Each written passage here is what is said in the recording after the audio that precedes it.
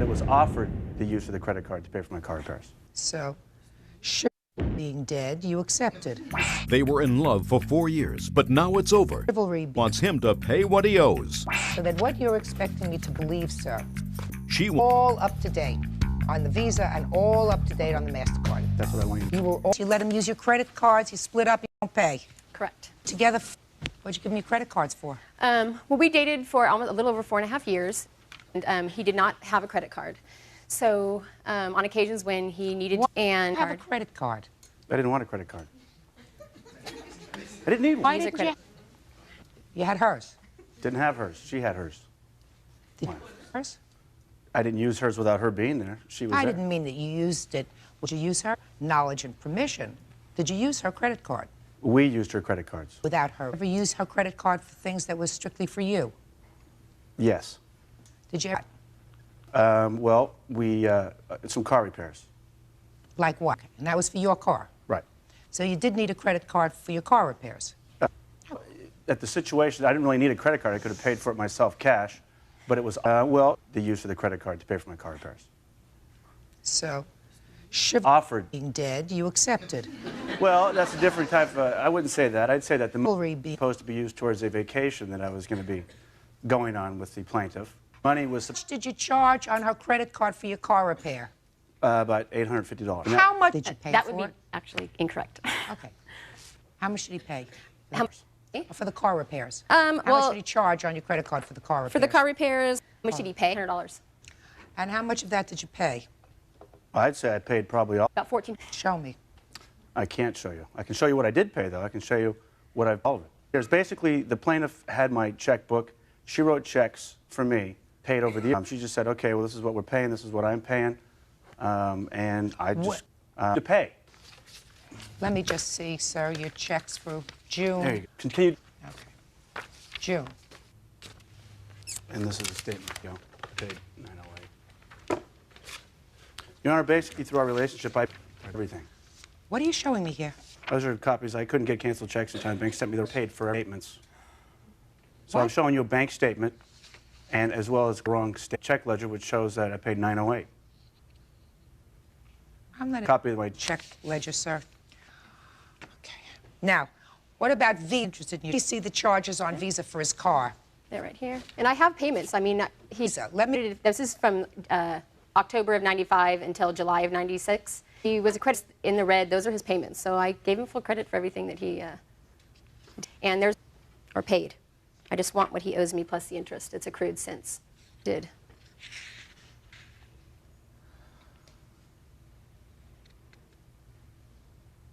I agree that it's pretty lame that he charged. Very lame. Very lame. And It wasn't a nobody's matter of me charged on her card. It's like, I want this, I'm charged on Lame. Credit card. and you're paying for it. Okay. You owe her some money for the car. The credit card? There. But these other charges, I mean, are his that he made. Repairs. Did she? I would not have said that, yes, go ahead and use my credit Your card Honor, and I'll on the, pay for this. On the Your That- Honor's bill that she breaks down for June, does she break down what would be my charges and her charges? Mm-hmm. American Express, why didn't she want to do that throughout our relationship on the American Express bill that I paid? Why? We always do. Just a second. Okay, what? Yeah. She did. No. But maybe she did it in this month because, you know, you don't break up. Why? Sir, things start going bad in the months before that. A couple years before that. Right? Well, they overnight a relationship longer than you should have. So.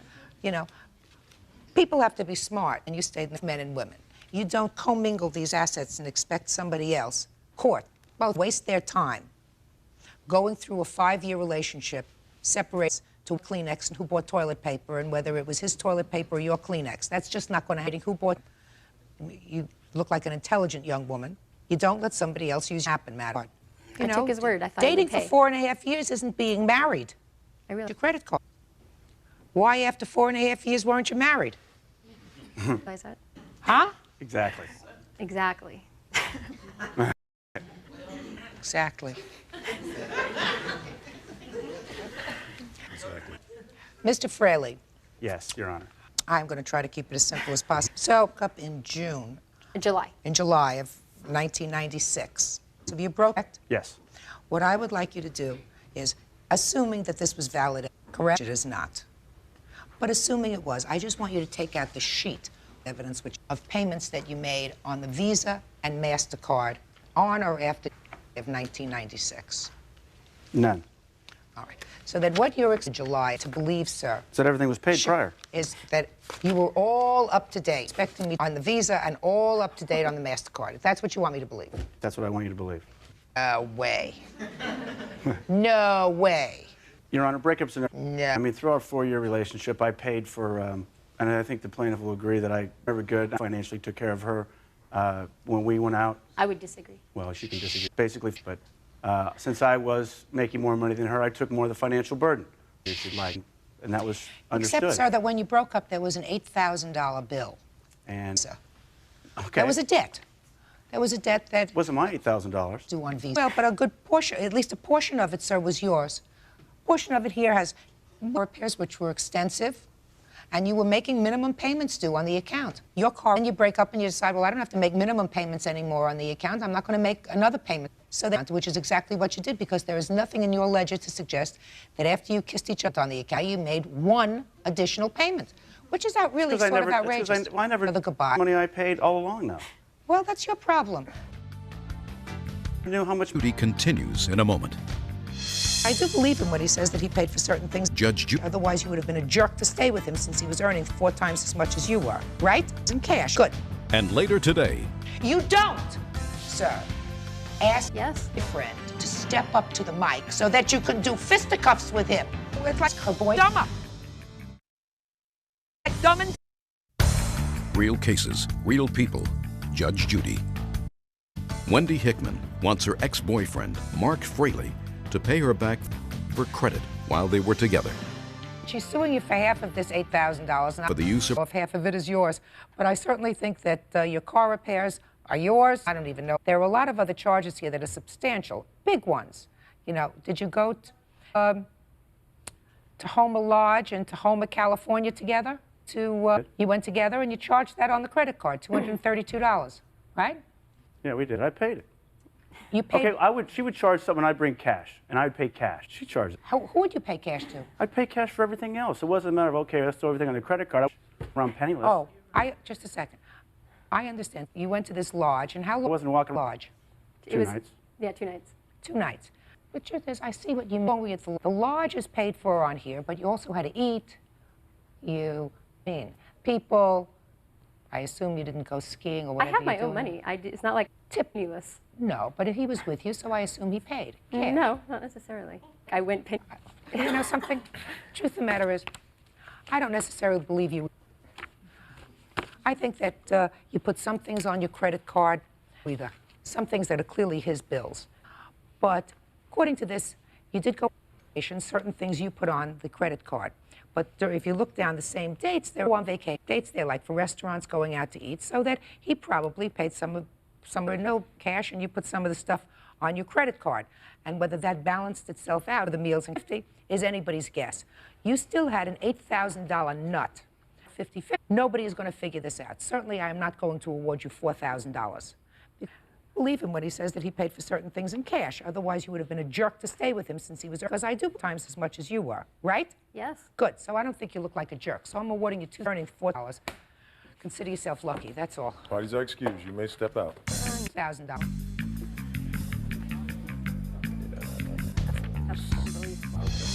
I was helping him out. He didn't have the money. He didn't have the credit to get a credit. So I allowed him to use it. I was making And 4 times as much, so how come I didn't have the money? credit card? I don't know. Good question. You just don't say on good faith that I'm going to pay you back. You do it. That's just wrong. Oh, but it's okay to take and take and take, and then that's all right. And you don't twist a view of our relationship. And now the next case. He's on Welton versus Lunaria Restaurant. Step forward, please. All parties. Harmonica virtuoso Danny Welton is suing restaurant owner Bernard Jacques for not paying for his performance. Bernard claims the harmonica player's rude behavior caused customers to leave. Mr. Welton, Yes, ma'am. Rude behavior. play the harmonica. Yes, ma'am, I do. You do that for a living? Yes, ma'am, I do.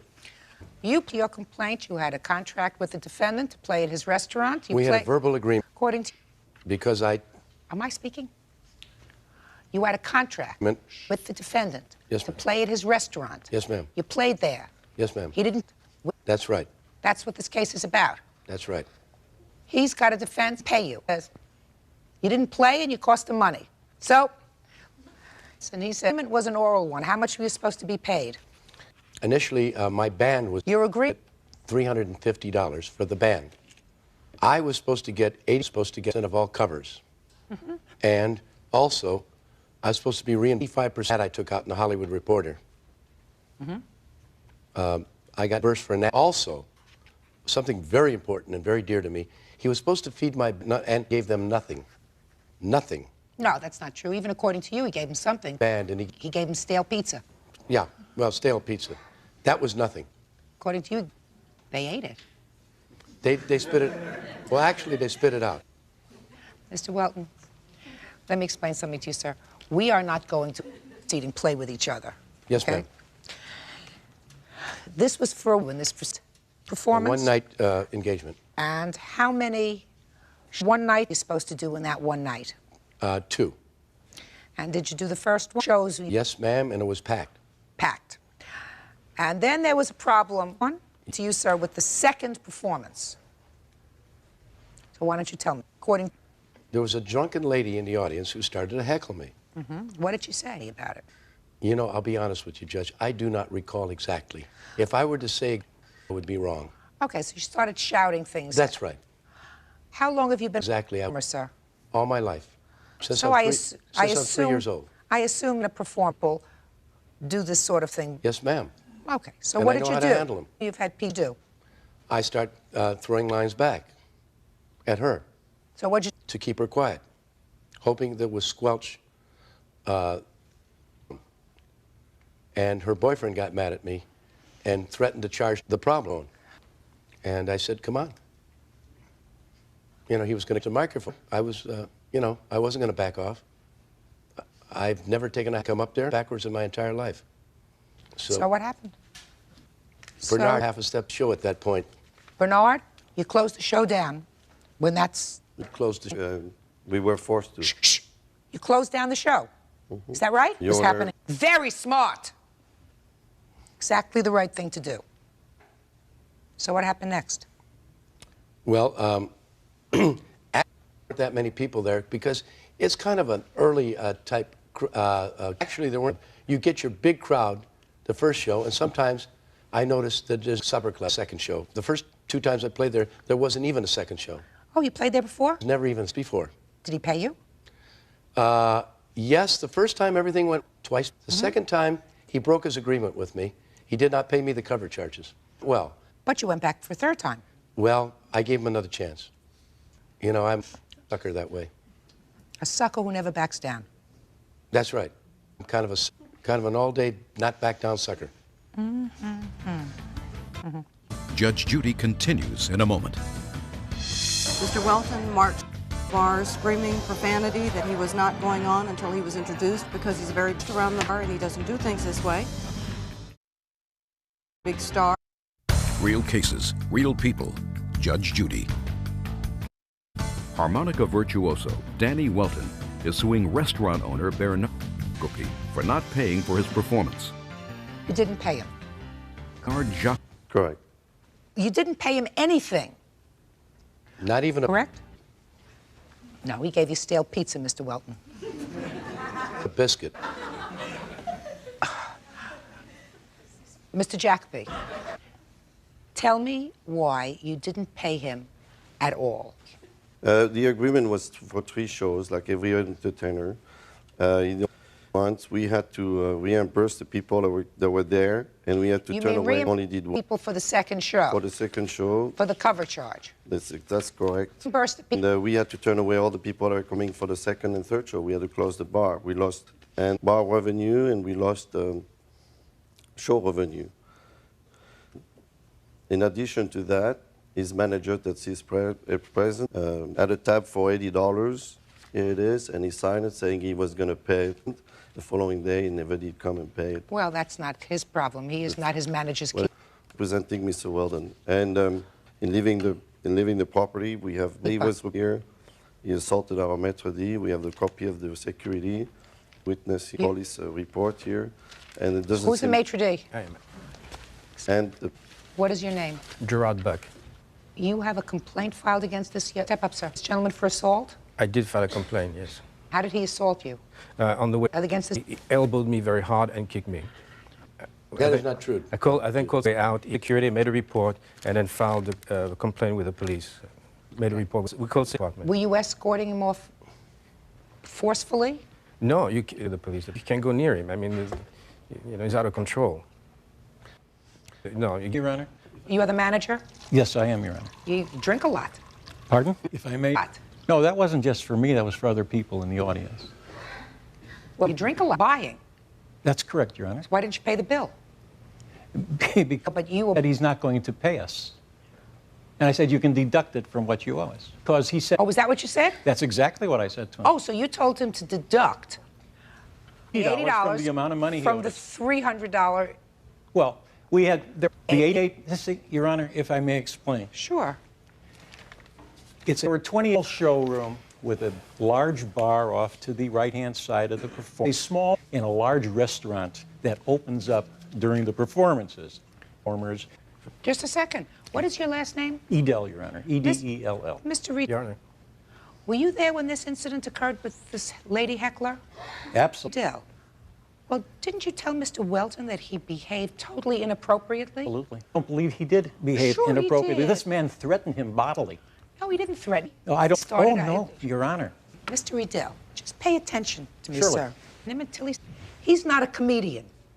Yes, I am. He's a You are? He's a stand-up comedian, Your Honor. A comedian. Listen to me. Yes, sir, ma'am. When you're performing, you're in somebody else's house. You, sir, are in his house. You're in some... Ma'am. He has invited guests into his house. Yes, ma'am. A couple of drunken ones. That's possible. You weren't playing, sir, in a church. You were playing in a bar, and somebody was behaving badly. Excuse me. Don't restaurant. Excuse me. I don't excuse you. Pay attention. Say, you don't have to be a genius to figure this out. You just have to use a little common sense. If somebody is drunk in the audience, then what you do is sense by not to have that escalate into a dangerous situation. As you try for you, for the other patrons, for members of the band, dangerous. If a situation appears to be escalating, then you use good management, not that male macho testosterone that judge about so much lately. You walk off the stage, I've heard, and you approach the owner or the manager, and you say, lady out there heckling me. I just taken a quick break. See what you can do about this lady. There's this, I can't continue to perform. You don't, sir. Because it's her boyfriend to step up to the mic so that you can do fisticuffs with him. Ask. No, he invited himself up to the mic. I know you said, come on up here. Well, You know, it's like Dumb and Dumber. Judge Judy continues in a moment. You're supposed to be in charge. You're Sober supposed as a to judge. exercise good judgment. And good judgment is not closing down the show because you invite to come up to the stage somebody who is probably drunk because he's with a drunk somebody, according to you. well, he charged the stage, so I said, come on, you know. Lady, you know, Mr. Welton, you keep changing your story. I want to tell you something. You told me your story. You said, I don't from anything. He says, I'm going to come up there, and you said, come on. Dum-dum, back away. Your case is dismissed. That's all. Parties are excused. You may step out. Judge Judy continues in a moment. Hey, I'll be back. And on the next Judy, Excuse me. It was profane language. next judge, And he wanted someone to go up and introduce him. He said, I'm a very big star and I don't go on. And I'm never belligerent to an audience. I've been a professional entertainer. I've sold millions of records. I think Judge Judy jumped to conclusions on this, but that's okay. Millions of records. There's a God in heaven, and as sure as he's there, Bernard will get hit because days. Is one of these. I asked everyone in the house did they know where my earrings was at. Everyone said no. missing jewelry, missing boots, and an unpaid babysitting bill. Cousins at war. So you stole her earrings? No, I did not steal them. Oh, I'm telling you that you did. They're lost. I don't know where they at. I didn't wear them. You're a liar. And your mother is encouraging you. Like them. That's a fair statement, Your Honor. I never said I didn't like them. Well, I just have a disagreement. cousins usually don't resolve their disagreement in court. Mr. Scott, are you part of this lawsuit, sir? I believe so. None of this property that was taken is yours. Is that right? No, the boots and the earrings are not mine. Sit down. But I helped contribute. Sit down. Miss Scott, you allege, I assume that this young lady stole certain things from you. Yes, she did. What do you say she stole from you? She stole my figure-8 earrings that I had purchased in November. They were diamond-cut figure-8 earrings. And she stole my Timberland boots. Okay. And you claim, how old are you? I'm 16. Your name is? Tierra Walker. Tierra? Yes. And you say, well, I have the earrings, right? No, I don't have the earrings. Who has the earrings? My little sister, Tanisha. Where is she? That Tanisha has the earrings, Yes. and she'll give them back when she pays $450 for babysitting, right? Yes. And as far as the boots are concerned, you have her boots? Yes. Yes, I do. And the reason I took her boots is because she borrowed my sneakers and didn't return them. Yes. My mother and my sister had to go up there and get them. But you still have the boots? Yes, I do. So why don't you tell me how this family tragedy began?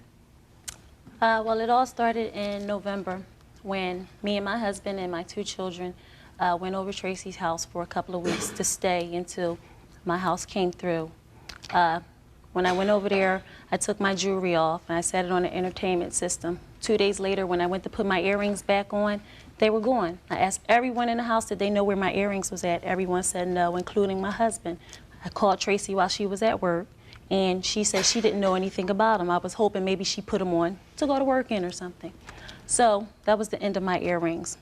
I moved out on December 2nd. I got my house. Maybe 2 weeks later, I moved away, and about a week later, Tracy called me saying Tierra ran away again. Tierra's a runaway. She ran away again, and did I see her, or, you know, did I know where she would be at or anything like that?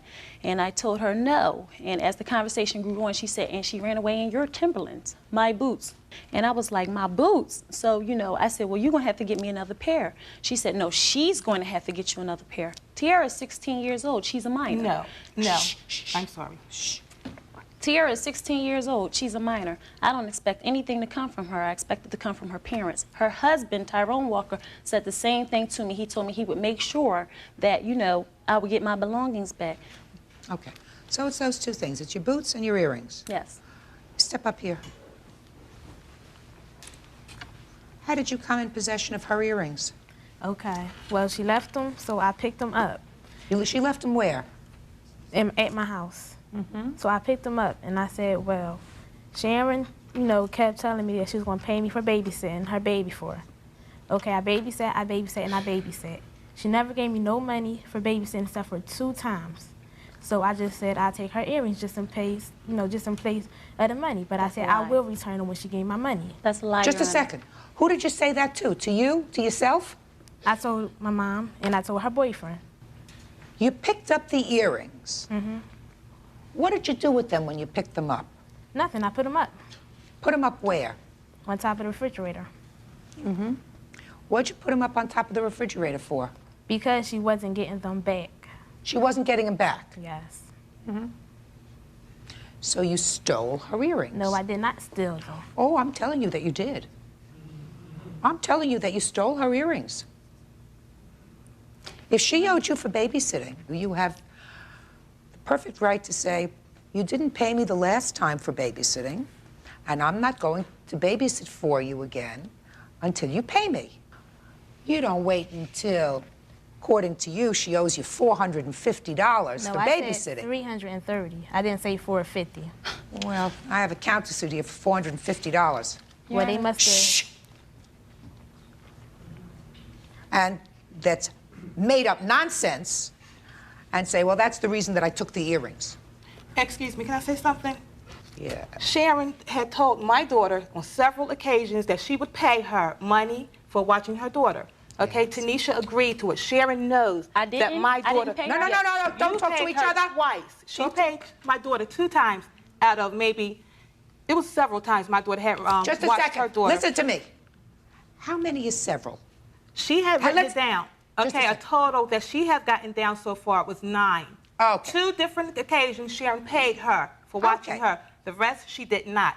Only because my daughter being Tanisha, you know, nice and whatnot, she watched her child. She watched her child when her child was... Is your last name Walker? Yes, my last name is Walker. And this is your daughter? Yes.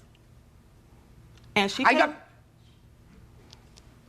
Are you telling me, madam, that you are condoning, as a parent who's trying to set an example for their children, your daughter taking property that didn't belong to her, hiding it in your house by putting it on top of the refrigerator? No, I did not. Fine. Good. Judge Judy continues in a moment. I don't want to hear from you. You're a liar. Prove it. You are a liar. Well, liar. You're a liar. And your mother is encouraging you. And later today... You mean the child was removed from your custody? The child was removed? It was not removed. She abandoned him. She asked her brother to watch our son, and she left him. Real cases, real people. Judge Judy. Sharon Mall Scott is suing Tiara and Tanisha Walker for stealing her boots and jewelry. Let us say that I believe everything that you said so far, that your daughter babysat for her 9 times and was paid twice. Right? Is that what you're saying? Yes. All right. And how much were you paid on the 2 times that you babysat? Well, she only paid me $20 one time. That was for 1 day. Yes. She paid me $10 the other time. At the time that she paid you the $20, how long did you babysit for her? Well, Marvin brought the baby over about 10, and she came pick him up like around 7. 10 in the morning, and she came and picked baby up at 7 in the evening. Mm-hmm. And you babysat for $20 for that period of time. Yes. Now, the next time you said she gave you $10. Mm-hmm. So how many hours did you babysit at that time? Well, that time, I said she paid me about $10 for 3 hours because I told her I would watch the baby while she go out and dance. So let's say it's about $3 an hour. Now, the other 7 times that you say you babysat for her, tell me about them. Okay, I babysit the baby 3 times. That was for a 1 week period. What do you mean a 1 week period? Okay, I babysit her for 1 week. 1 week. What's a week? You mean for 7 days you baby? 7 days. 7 days? Yes. I babysat her baby. From what time to what time? They brought the baby over on Friday. Came back the next Sunday. You mean for a whole week they left the baby with who? Yes, they did. Me. With who? Me. Tell me about that. That's a lie, Your Honor. No, it's not. My daughter right now was only 7 months. She hasn't babysat my daughter since, I say about 3-4 months now. Did you ever leave the baby? No, I did not. You didn't let me finish the question. How could you answer the question if you didn't let me Well, finish? I'm just saying, I did not. I never left my baby with a minor for a week. Well, that's what I'm asking you. Never. Did you ever leave the baby with her for a week? No, never. Did you ever leave the baby for a couple of days? No, never. I will always, if she watched my daughter, it would be a couple hours, time period of a couple hours, and I would go pick her up, or my husband would go pick her up. Let me explain something to you. Tanisha? Yes. Your counter suit is for $450 for babysitting. That's what you filed. I filed According to you, $330. let's make it $330 then. So that's even less. According to you, at $3 an hour, which is what you would say you were paid the last time, you would have had to have babysat for her 110 hours. No way. Now listen to me, Ms. Walker. I would suggest that you try to tell your daughters that if they have a dispute with someone, they do not resolve that dispute by self-help, which is what your daughter did. Your daughter took property, she stole it. She stole it, it didn't belong to her. She had no right to take it. Absolutely no right to take it. If she had a dispute with regard to babysitting, she always has a legal recourse. I understand what you're saying. Good. And that's what I told my daughter. But she felt strongly about what she did and the reason for her doing that. Did you explain to her strongly You as know, her mother but- that still wasn't appropriate? And it wasn't appropriate of her not to pay my daughter either. Just a second. Miss Walker? Yes. You got a problem, madam. Your problem is if your daughter believes strongly in the virtue of her position, you have to explain to her as her mother that whether she believes strongly in it or not, she's wrong. You don't take property that doesn't belong to you because she may have a dispute with your daughter. Put your hand down. I'm not finished with you yet because we're going to get back to the boots. Your Honor. Also, Tanisha had 2 rings that belonged to me. Just a second. 2 rings, a pair of earrings in my boots. And what about, well, you're absolutely right. You have 2 rings? Yes. Who has rings? I have them. You have the rings too? Well, she let me hold them. And she never returned them. Well, because what you did to my sneakers. That's why I didn't return them. You also have her rings because of something she did to your sneakers? Well, she let me hold them. She never asked me back. She never asked me. Where are they? I don't know. They lost. Now, the rings I was willing to pay for. Hey! What do you mean they're lost? They're lost. I don't know where they at. I didn't wear them personally. Now you. Why did you take her boots? I didn't take her boots. You were wearing her boots. It says here that you were wearing her She boots. left them over my house, Your Honor. So I wore them when I left. But she never did ask me for them back. You never asked me for them back. Just a second. Did you get back a pair of sneakers? I had to go I had to get throw them them. in the Just a trash. minute. Did you get them Yes, back? I did. Did And you return the rings? The yes rings or no? Tanisha lost. No, I was going just to a give second. her. I No, want you I to answer didn't. my question. Did you return the rings? No, I didn't. Did you return the boots? No. Did you return the earrings? No. Good. How much did you pay for the earrings, the rings, and the boots? The earrings was $350. My 2 rings was $100 altogether, and my boots was $129. Okay. You have receipts? Yes, I do. I don't want to hear from you. You're a liar. You are a liar. Among other things, you're lying the when you receipt said to for my me jewelry. that you lost the rings. Well, I Yeah, didn't no, lose the rings. liar. You're a liar. I didn't. And your mother is encouraging you. Judge Judy continues in a moment. Their mother is right now sowing the seeds of disaster with these 2 girls.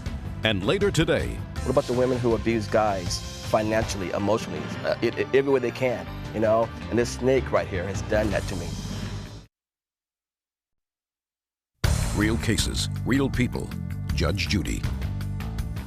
Sharon Mall Scott is suing Tiara and Tanisha Walker for stealing her boots and jewelry. So your entire suit is for $579. Is Yes, that correct? You don't straighten your girl. I'm just telling you this. You don't straighten your girls out fast. You're going to find yourself standing in court with them a lot. Exactly. A lot. Mind your business. Hey, See? shh, don't start up with them. Her mother, their mother, is right now sowing the seeds of disaster with these 2 girls. She's already getting payback time, big time, with this one who ran away. 7 times. This one isn't far behind. Judgment is for the plaintiff in the amount of $579. Your counterclaim is dismissed because I don't believe a word you say.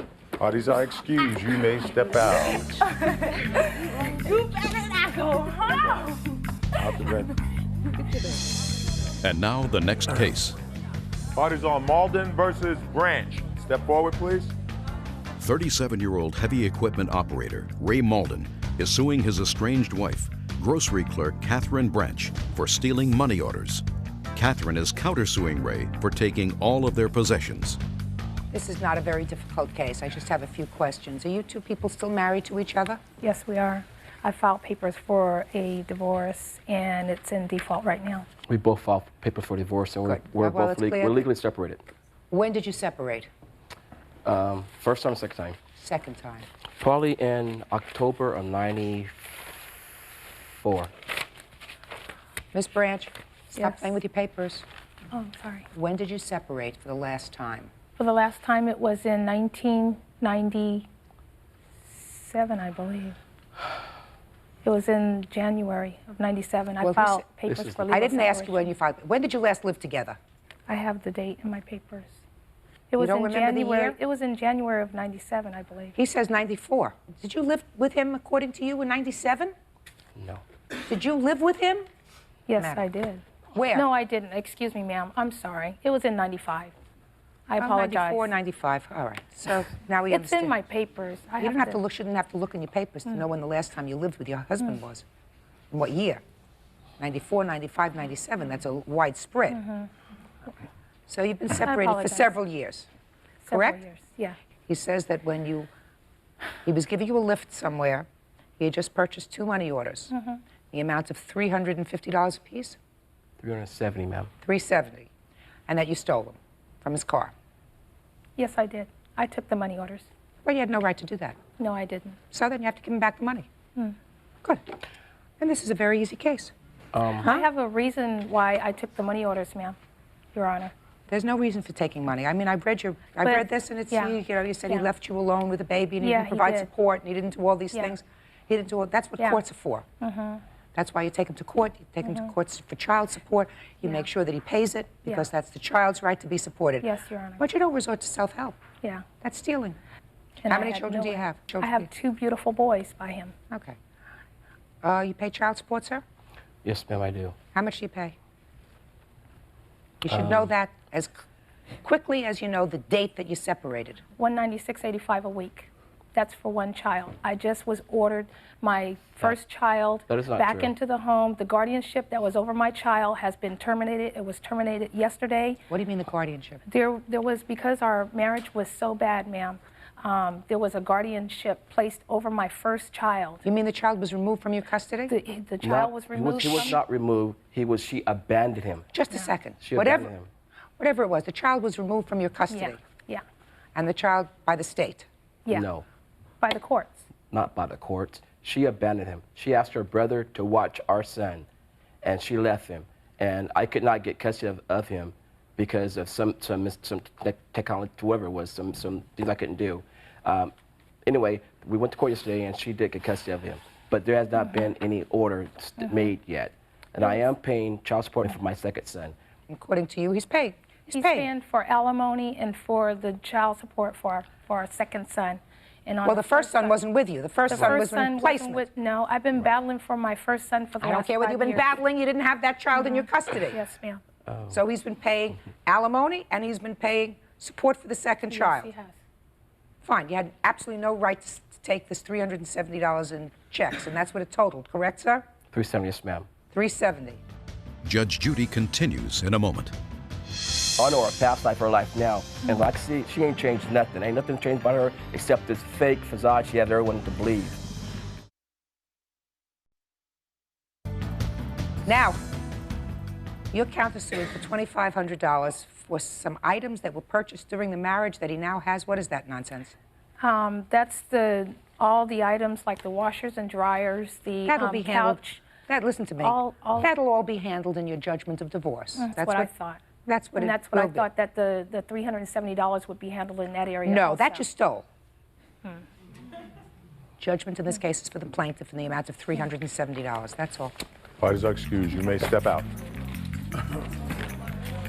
Judge Judy continues in a moment. And on the next Judge Judy. She's the biggest crook that I've met, that I've been involved with, you know, and it bothers me even to stand here right next to her. I know her past life, her life now, and like I see, she ain't changed nothing. Ain't nothing changed about her except this fake facade she has everyone to believe. The courts in Stanislaus County took my son from me because of the way I used to live my lifestyle. But since I have repented and I do go to church and I'm not perfect, She abandoned but you know him. what? The courts ordered my son to come back home.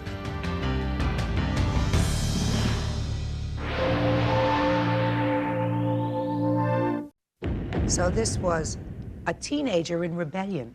Yes, ma'am. When the teenage girl ran away from her real mom and dad, the basketball team mom took her in. You took this child without her father's permission. I had her for a year. Why did you go back to your father's house? We all went out to breakfast, and we... Fuller is suing chemical engineer Ray Lewanig to recoup costs for supporting his daughter, Roshika Lewanig, now 18. Ray says Doris took his daughter without permission. Order, all rise.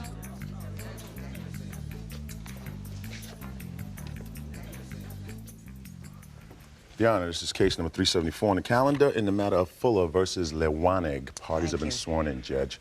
You may have a seat. Miss Fuller, you're suing the defendant because you allege that he owes you money for the year that his daughter lived with you. That's correct. Now, this was sort of an interesting story. You took her into your home without his permission, is that correct? Yes. Well, why don't you tell me how that came about? She wanted to finish her last year of high school down here to play basketball. Where is down here? She was at Paramount at the time, but I live in Dominguez District. She ran away before her father moved to Victorville with her friend. Her father went over there, caused a big scene, had the police involved. Because his daughter ran away? Yes. Rashika called her mother in Arkansas and had... Sir, you and your daughter's mother are divorced, is that right? We were divorced, ma'am. That's right. And your daughter was living with you? She let me keep her for the meantime. She wants to go down. She was, in fact, at the time that we're talking about, living with you when she Living ran with away. me. Yes, ma'am. Which is the daughter? That's you. Rashika. Now, how did you get involved with her? Through basketball. I met Rashika when she was playing basketball with my daughter. I was the team mother for Paramount's basketball team. They didn't have a lot of support, and I went to all the girls' games. I took the So that's how you got involved with her? Yes. So now we're up to a point where she ran away from her father's house. Yes. And somehow contacted you. Yes. And you said you can come and live with me. I talked to her mother in Arkansas. You didn't speak to her father? No. You called her mother? Rashika called her mother. Rashika called her mother, with whom she wasn't living at the time? No. And her mother gave you permission for her to live in your house? I have the notarized. She came the next day. I have the authorization. Okay. And she signed papers, her mother signed papers for her to live in your house? Yes, and then we went to court, and the court gave me temporary guardianship. Okay. With her mother's permission? Yes. But according to your papers, not with her father's permission? No. Father was not happy about this. Is that right, sir? That's true. He said he didn't know where she was. So how long did she stay with you? From June the 17th, 1996 until June the 22nd, 1997. Now, according to your papers, she played you like a violin. Yes, she did. You didn't know that at the time. No. I looked at that beautiful face, Your Honor, and I believed everything she told me. Now, you believed everything, all the bad things she told you about her father, that he didn't understand her, that he was verbally abusive to her. You believed all that? When I first met Rashika, I could see that she was unhappy. She was crying a lot. I could tell she was an unhappy child. So, Ms. Fuller, my question to you is, you interfered with a family situation. Because when she finally left your home, yes, she went back to her father, right? Yes. After she graduated from high school, she went to college. But she went back to her father. Yes, he gave her a car and offered her money, and she left. Whatever, she went back to her father. Yes. So this was a teenager in rebellion. She left her mother's house, right, to go to live with her father? Is that right, sir? Yes, ma'am. That's true. How long have you been divorced from her mother? Oh, about 15 years. And how long had she lived with her mother? 14. And how many years did she live with you? About a year and a half until she met Miss Fuller. Yes. Rashika's mom told me that she was financially unable to care for Rashika and her sister Renisha. That's when she sent them out here. This is what her mom said. Doesn't sound right to me. Wow. You don't send two children to their father after they've been living with you for 15 years or for 14 years because you're financially unable to take care of them. She said she had had an accident and was hurt and wasn't able to take care Well, of them. when you met her, when she came to sign the guardianship papers, yes, Did she appear to be injured to you? Maybe. What does maybe mean? She seemed to, like she had a head injury, maybe. She didn't have a head injury that prevented her from signing these guardianship papers. No. Or from understanding that she was turning over legal custody to you of her daughter. She told me she was unable to care for her. Her father was abusive. All right. I assume you have at least one teenage daughter? Yes. Just so you know that teenage daughters can be difficult sometimes? Or yours aren't difficult? My youngest one wasn't. And what about the older one? Well, they did good. All my children graduated from high school. I didn't never really had any problems with them. Well, then you should be written up in Guinness Book of Records, because most women, very lucky. most mothers who have teenage daughters know that they're a little difficult at times. I was very lucky. Judge Judy will continue in a moment. At the time, I felt he didn't understand, but now that I see it, and I'm, in college, and I see my sister going through, getting disciplined, I understand she needs it. Real cases, real people. Judge Judy. Doris Fuller wants Ray Lewanig to pay her for taking care of his daughter, Roshika. Ray says she took his daughter without his permission. Now, I want to know why you think that this man ought to pay you anything. Well, for child support, when the courts gave me temporary custody of Roshika, the judge sent us, Ray and Roshika and I, to go talk. We went to the IHOP in Compton. He offered me $400 a month child support. I said that was fine. Roshika and her dad left. When she came back, I asked her for the check. She was hesitant to give it to me. What month was this? In May. That was a month before she left? Yes. Well, why are you suing for $4,200 if I believe you, that you say he agreed to pay you $400 a month, and then his daughter went back to him within a month? Why should I give you $4,200? I had her for a year. Right. And when she came to play basketball... I'm not interested in anything else. What I'm really concerned about is you took this child without her father's permission. You discussed the matter with her mother, not her father. Her mother gave you guardianship. You made no attempt, according to what you've told me, to get some child support from her mother, who was the one... She sent me $75. She sent you $75. You're suing him for almost $5,000. She was the one who gave you permission to take her daughter without his consent. He didn't even know where she was. Is that right, sir? That's very true, ma'am. Were you collecting welfare for her? No. Who was covering her medical insurance? Her father paid her medical insurance. The one time I took her to the doctor, they gave me a $5 payment, and I paid that. So she wasn't on anybody's welfare budget? No. Okay, sir. How much money did you give her in total to take care of your daughter after you knew where she was? Well, I tried to negotiate with her because I saw my daughter in good, condition. When was that? What month was that? In May, right after the court hearing. We went to IHOP, and I offered, look, I can only give you $200 a month in front of her, because as far as I know, she was with her mom. You mean before that you thought she had been with her mother? Uh-huh. And then you went to court. I went to court. This was in May of '97. Yes, ma'am, May of '97. And in May of '97, you went to IHOP and had this discussion about support.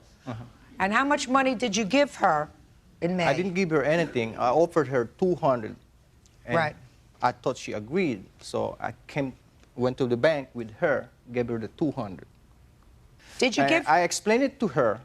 I cannot afford $400 because I just moved out. I got 2 young kids now of my own from my new marriage. And she's not in my budget because I know she's gone. Okay. Gone back to her mom. Step up here.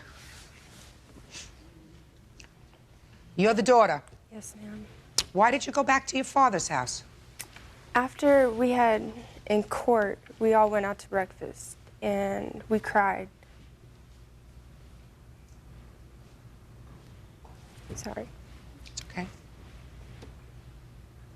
You were ready to go home? Yeah. I had seen my little sister and my little brother. brother, and I wanted to, and my father, we talked things out, and I wanted a relationship with him again.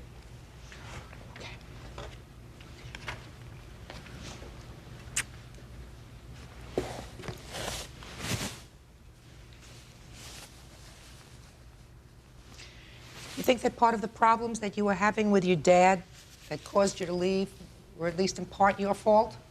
When I was with my mom, I never got disciplined. So when he disciplined me, I rebelled. When you And, say he disciplined you? Grounded me. Grounded you? Took my car away. And your mom never did those things? No. That wasn't wrong of him to do, right? No. Well, at the time, I felt... You thought it was? He was just all against me, and he didn't understand, you know, and... But now that I see it, and I'm, you know, in college, and I see my sister going through, getting disciplined, I understand she needs it.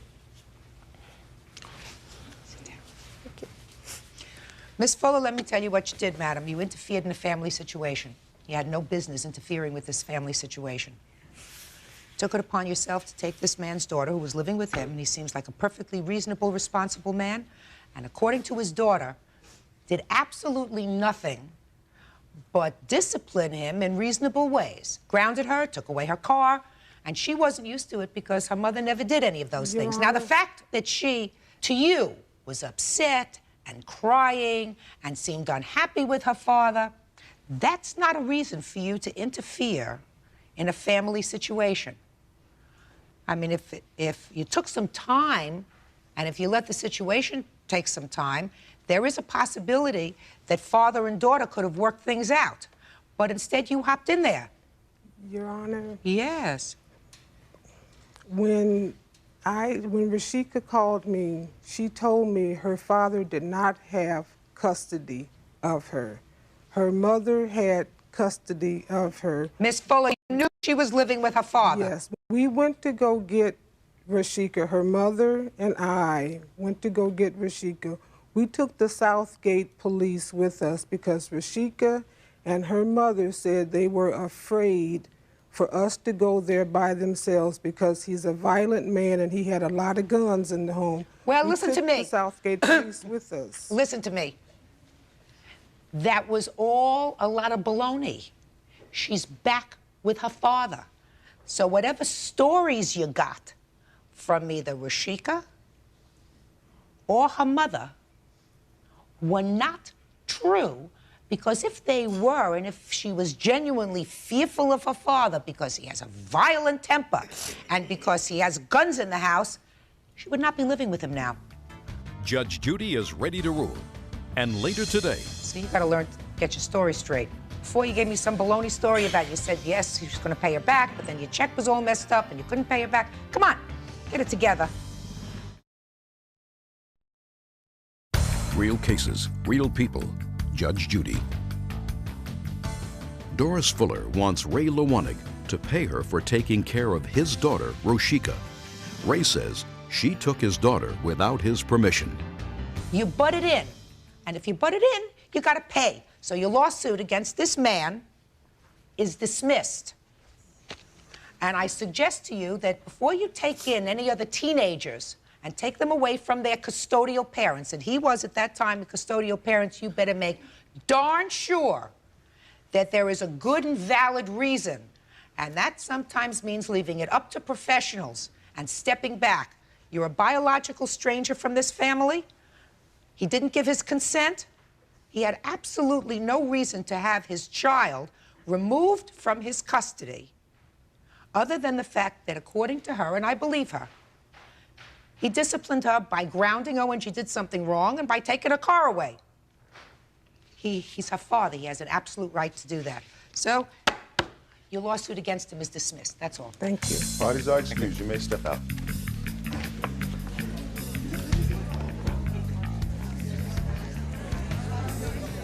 She took it upon herself.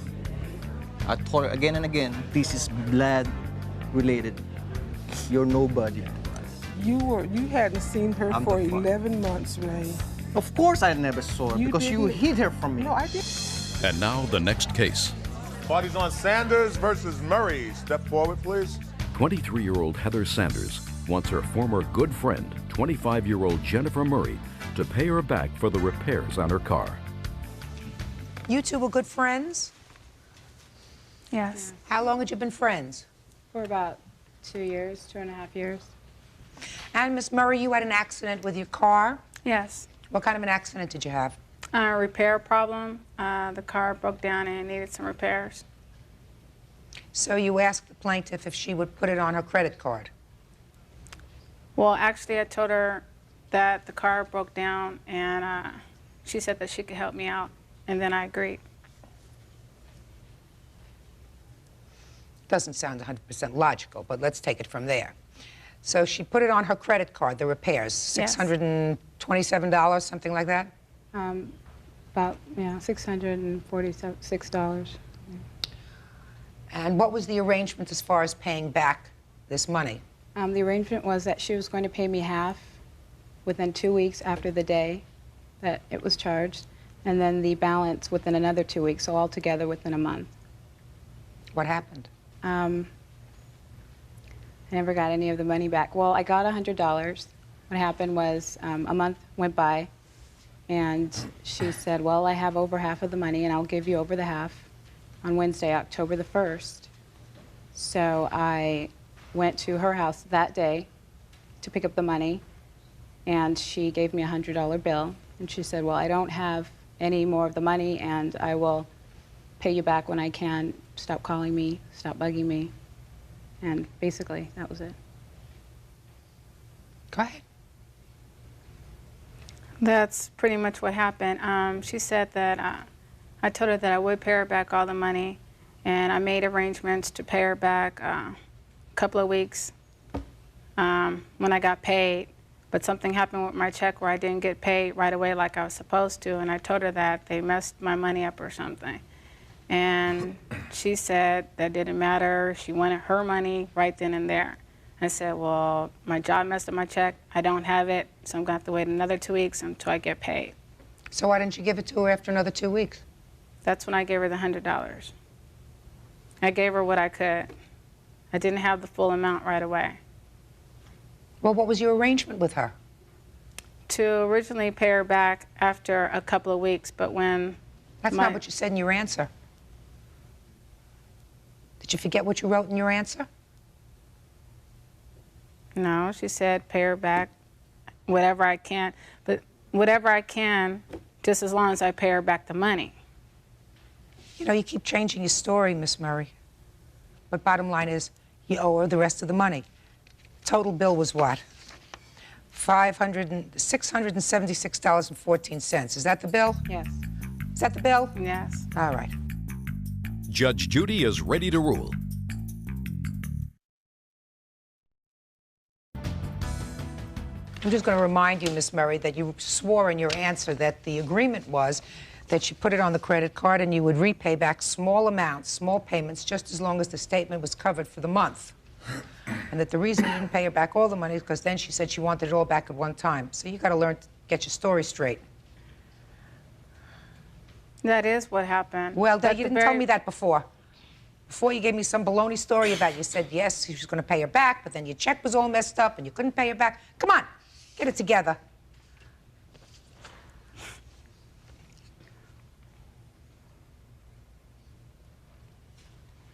Okay. Judgment in this case is for the plaintiff in the amount of $576.14. That's all. Parties are excused. You may step out. Judge Judy will continue in a moment. And on the next Judge Judy. She started off nice, and then she got irate, and then she started banging on my front door, and then she started making threatening comments and stuff, and she turned to a different person. She has an evil side to her, like she'll snap, like, I don't know, just weird stuff. Not friendship stuff. There was no real friendship to begin with if money can come through, money can come between us.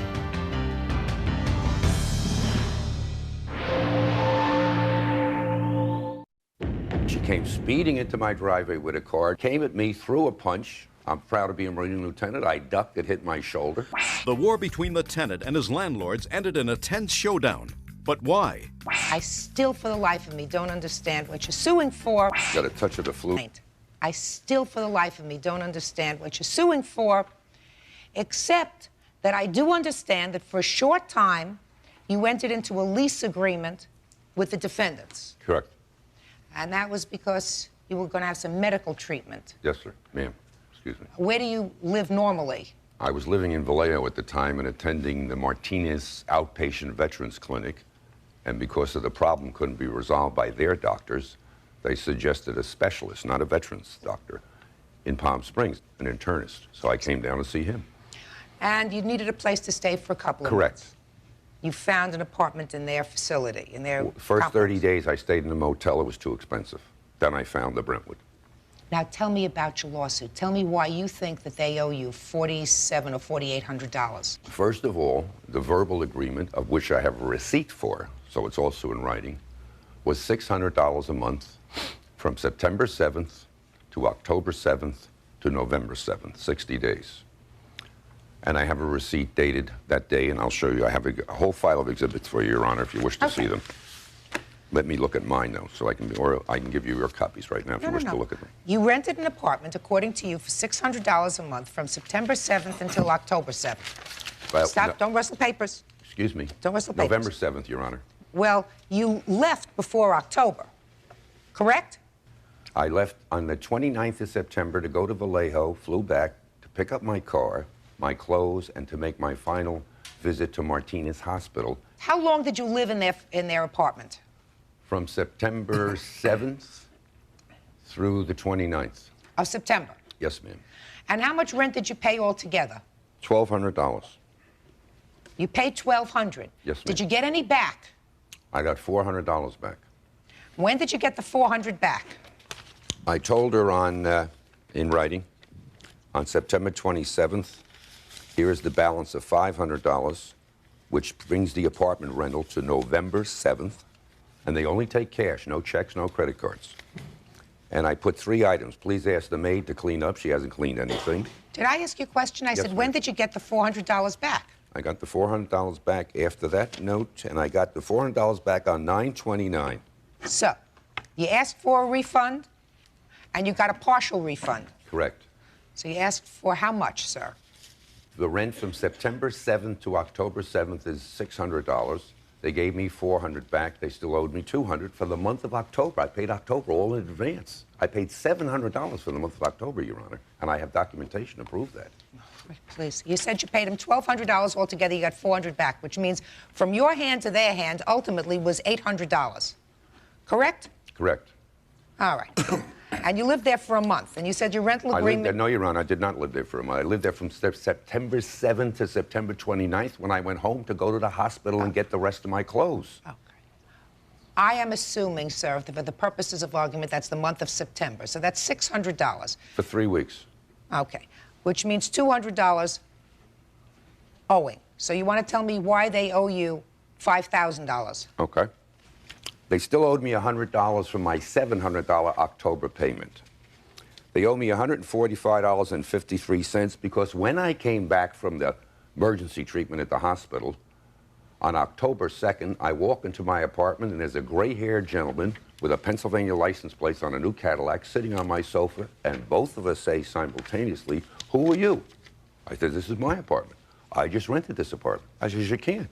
I have a lease till October 7th. It's now the 2nd. So I go see Miss Barden.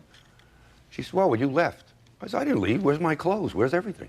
"What clothes?" I said, "Wait a minute. I flew back to Vallejo to pick up my car and go to the hospital. I didn't carry it. I had 3 left shoes in me because I still can't. I haven't worn shoes in on my right foot in six months now, 6.5 months. Where's my jacket? Where's my slacks? Where's my 3 pair of left shoes, my underwear, bathing suit, et cetera, et cetera?" Nothing was there. I said, "Where's the rest of my money?" She said, "Well, you didn't give me the key back." I said, "I forgot the key. They were on top of the TV. And you stole a telephone." I said, "What are you talking about? You're not getting your money." So I claim 7 days rent at $20.79 a day comes to $145.53. The total now, with the 100 she still didn't give me, was $245.53. Using her exhibit, and I think Your Honor should look at this. It's her handwriting. Just would you get to the thousands? So far I'm hearing hundreds, sir. Okay. Get to the thousands. You have to forgive me, Your Honor. I got a touch of the flu. My brain is not as fast as it normally is. This lady claims she was a nurse. The stress, harassment, this stuff, that stuff that she put me through continually came to my house after I filed the first small claims case, which I filed on November 18th, and she never accepted it. But she came speeding into my driveway with a car, nearly knocked the mobile home down that I was now renting, came at me, threw a punch. I'm proud to be a Marine lieutenant. I ducked, it hit my shoulder. She sped away at 30 miles an hour, and it's a 10-mile-an-hour park because a lot of seniors there walk around with walkers. So I call the police to file assault charges. I work with the DARE program with the police department, so I know all the cops. I tell them what's going on. They come back and they say, Don, she says you're throwing eggs and confetti and stuff all over her car. I said, don't be silly. Here's the small claims case. I just filed it 3-4 days ago. Stay away from her. She's crazy. If you want, get a restraining order. I said, forget it, Pete. I'll tell her to stay away from me. He said, we already told her don't cross the street. And that was the assault aspect. So I'm now charging $3,845, punitive due to the dire medical condition I was in, and she knew it, because she saw me every day sitting at the pool, my feet raised, because the doctor said you got to get the blood going the other way. And she's a nurse, et cetera, which I'd love to know. I didn't understand the complaint when you wrote it, and I still don't understand it. Judge Judy will continue in a moment. I told him, you are the best from Budapest. He says, what? He probably believed I say you're the best. Real cases, real people. Judge Judy. 66-year-old Don Landolfi claims he has a refund coming from landlord Rod McMillan, and he was assaulted by apartment manager Greta Barden. What I don't understand is, you were in the apartment for, assuming for the purposes of argument, for the month of September, 3 at a weeks, rent, Your Honor. according to you, of $600 a month. You understood that you were not getting prorated rent for the 7 days. You were paying $600 for the month of September. You paid, according to you, $1,200, which would have brought you up from September, when you moved in, until November 1st. 7th.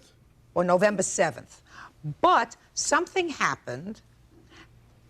I'll let them have their chance to explain to me what their version of the events was. Something happened, and when you came back from your trip, you found somebody else in the apartment. You had already, prior to that time, sir, asked for your money back. And you were already given $400 back before you took this plane ride home. Is that right? Semi-right. No, I'm always right. Before you took the plane ride home, they gave you back $400. That's what you just told me. Now, what did they give you the $400 back for? Because I had paid the whole month of October 7th to November 7th in advance. $700 I had paid. So, why did you ask them back for the rent? Because they wouldn't fix the electric plug, the TV didn't work. It said, I told her I will get out on October 7th, 1 month rental, yet I paid you for 2 months. So I wanted my $700 okay, back. now I see. So, you left on September 29th, and you had already received back the $400. For October. For October, with the understanding that you were going to vacate the apartment by October 7th. Correct. Oh, now it's coming clear. I knew eventually we'd get to it.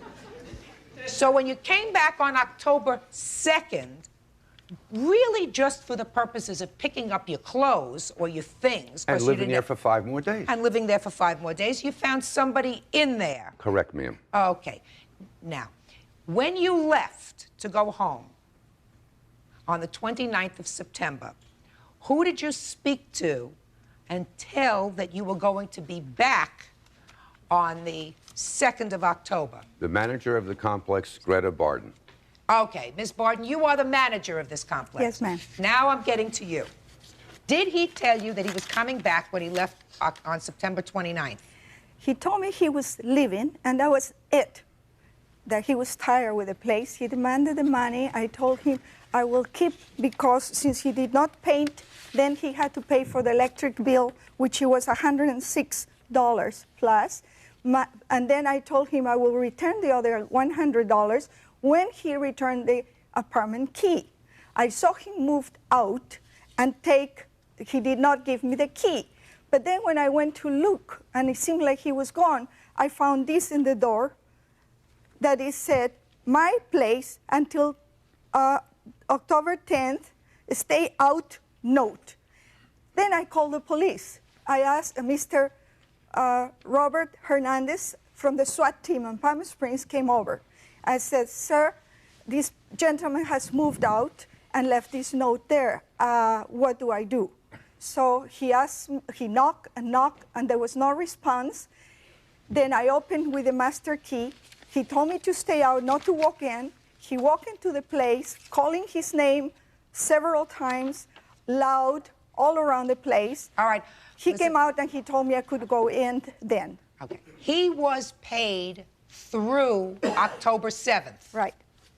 And you moved somebody in there on October 1st. I believe so. Okay. So you owe him for a week. Right. Excuse me, but the police told me since the place was vacant, because he checked with me the closet and everywhere, since the place was vacant, that apparently his clothes were warm. I don't care what the police told you. You know, if they wanted to be lawyers, they would have gone to law school instead of police school. What I'm telling you is you owe him a week. Right. Because you charged the other man for a whole month. Yes. Right? Yes. So you get, $1,000 a month. so you owe him for a week. Yes. Clarification. Note here, signed by him, says, I'm leaving 7 days early, therefore my attorney as you, etc. Let me see. And our problem, he wanted to be reduced. All right, just a second. Let me see this. Well, here's our answer to that. This is the answer.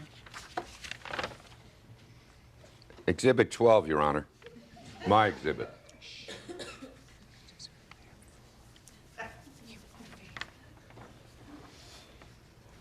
Mr. Linforti, he said, I am leaving 7 days early. Therefore, per my attorney, as you caused this situation, you owe me the $100 plus 7 days at $20.59, or $145.53. Total $245.33. Okay? Now, so excuse me, there's one more sentence there, Your Honor. Yeah. Due to my medical condition, no stress aggravation is due to me. At noon today, please, they never gave me the money.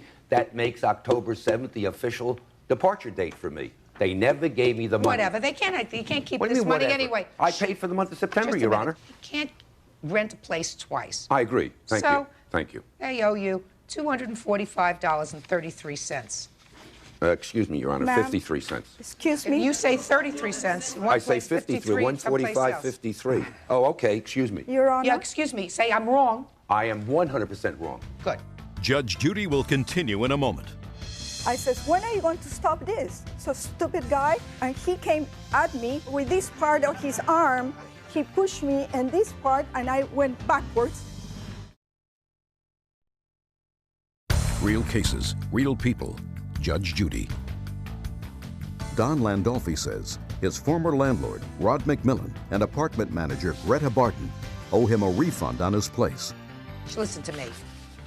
That's what you owe him. You can't rent a place twice. That's unfair. Now, let's get to this assault nonsense. Let's get to my clothes first. That's $700 worth of clothes, Your Honor. Just a minute. Was there anything in the apartment? No, ma'am. The police is a witness. He walked in there first, and I walked the second time with him. I'd like to see the There was police nothing, report. and it was the telephone gone, and it was a coffee maker gone, where all the lights on, the air conditioner full blast. There were the two TV sets on, and so all the electrical equipment was on. Was on. Plus, he took everything from the apartment, plus the telephone. Let's get to the assault, please. Did you go to his house after you were served with a small claims summons? I did not. I was not served ever with any small claims court, Okay. Your Honor. But did you go to his house?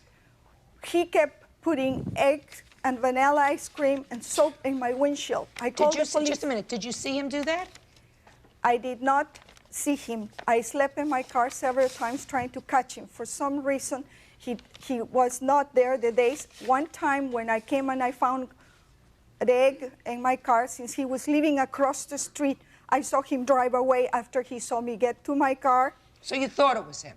I believe it was him. There was no other reason for anyone else to be. Okay. Then, so you thought it was him? Yes. So then what did you do? Then since I had the egg, and I was sick and tired of 6, 7 times doing this, and the police, all they did was a frequent patrol. So then I thought, well, maybe I'll stop it because I was ignoring it. So I thought I'll go over, and I knocked at his window in his trailer park. I knew it was his car because it says Marine. So he came out, and I said, when are you going to stop this? So stupid guy. I said, I'm sick and tired. So he said, get out of here, get out of here. I'm going to sue you. And he came at me. How could I attack him when he's older than me and everything? And a Marine, I wasn't going to about. I was too scared of his size and his mental condition. So with this part of his arm, he pushed me in this part, and I went backwards until I was able to turn around and hold myself against the trailer, or I would have fallen to the ground. I made a big deal out of it because I was scared, so I wanted the neighbors to be aware that my presence, so he would not do anything drastic to me. He kept screaming at me. He said he was going to sue me and everything. So I went in my car. I drove to the manager of the place. I showed him my car, and I explained to him that this was done by Mr. Adolfi, and if ever was done by anybody in the parking place, to please come and look for me, because I was a witness to what harassment he's been giving, sexual harassment and all kind of harassment, and I wanted them to be a witness. Or I would be happy to help him. So I went back to my apartment, and I called the police. They came, they talked to me, then he went over to him and told him to stay out of my place, not to even call me, because he was calling me several times. He was coming over my place, knocking at the door, demanding the money. I was one time at the lounge, and he came over me. I was not aware. He walked into the place, and he called me a bitch and insulted me, and he walked away because I told him there was no money coming to him. I had to call the locksmith. I had to. Okay. Okay. Does he still, what? There is a locked gate to that property. You can't get in unless you have a key to the lock. So It was everything unlocked she told during you. the day. May I finish, please? I can't use the word perjury. That's your decision. This lady is lying to Your Honor. Judge Judy is ready to rule.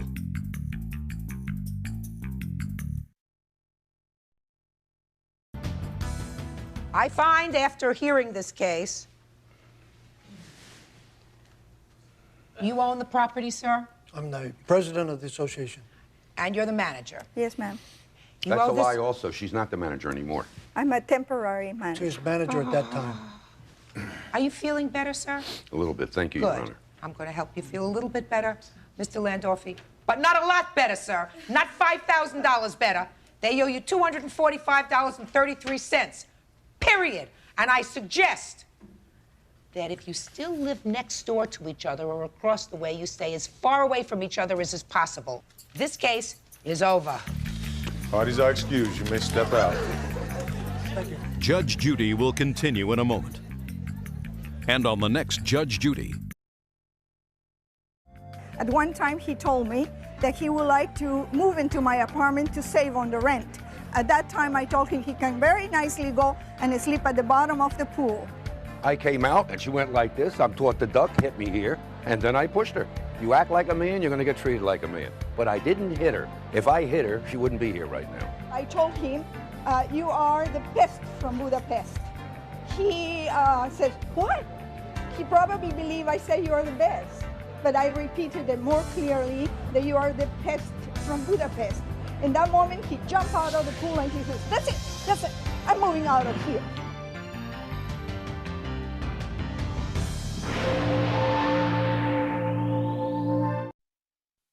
There's no doubt in my mind that he called the police. He grabbed me, punched me, and knocked me through a plate glass window. The man has been a nuisance from that very first day. You were smoking. The fight broke out when he got fed up with the complaints of his 70-year-old neighbor. I had him down, pounding him pretty good. You'd better stop drinking because you... School principal Carl Martin got in a fight with his neighbor, Michael Jones, 35, and is suing him for a broken window, pain, and suffering. Order. All rise.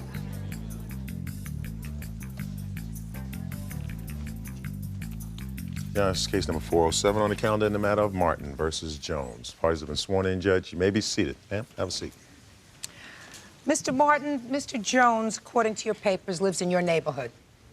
Yes, And he assaulted you in April of 1997. correct. Tell me what happened, sir. Do you want me to start with the event that precipitated the attack? I think that that's probably a good One place to evening, start. I was watching television. I heard noises, and then I heard horn honks, and I started looking out my window. It's very dark. The street dead ends into the ocean, into the boardwalk. And I'd hear a horn honk, and I'd look down, and for a period of about 30 minutes, I would see a lighted match, and this gentleman bent over the steering wheel, and I didn't know whether somebody was trying to hotwire an automobile. The intermittent honks, does he have an accomplice? Is there something going on with a robbery? I didn't know. Finally, I decided that I'd better call the police. I didn't call 911. I called the police number and asked for an investigation. The police came out. He was crunched into the shrubbery and parked illegally up over the curb, and they gave him a drunk test, arrested him, and took him away in handcuffs. Did you see the face of the person at the time you called the police? No, I didn't have any idea. It was too dark. I had no idea. It was a new truck. I've lived in that neighborhood 39 years. I'd never seen the truck before. I couldn't tell who was in the car. Now, Mr. Jones, were you arrested on that evening? Yes, I was, Your Honor. And was the arrest for being intoxicated and in a truck? Driving under the influence, though the truck was parked in a driveway. So far his story is correct. Is that right? Pretty much so. And did you find out who it was that had called the police? Yes, I did. Okay, so what happened next, sir? About, it was on the night of April 18, sometime in the middle of the evening, this fellow came to my door and started cursing me and threatened to kill me. I slammed the door in his face and went into my home and called the police and told them what had happened. That I was a witness, which I was a reluctant witness to let the police use my name in the first place. Now I have this fellow on my back and I need some help.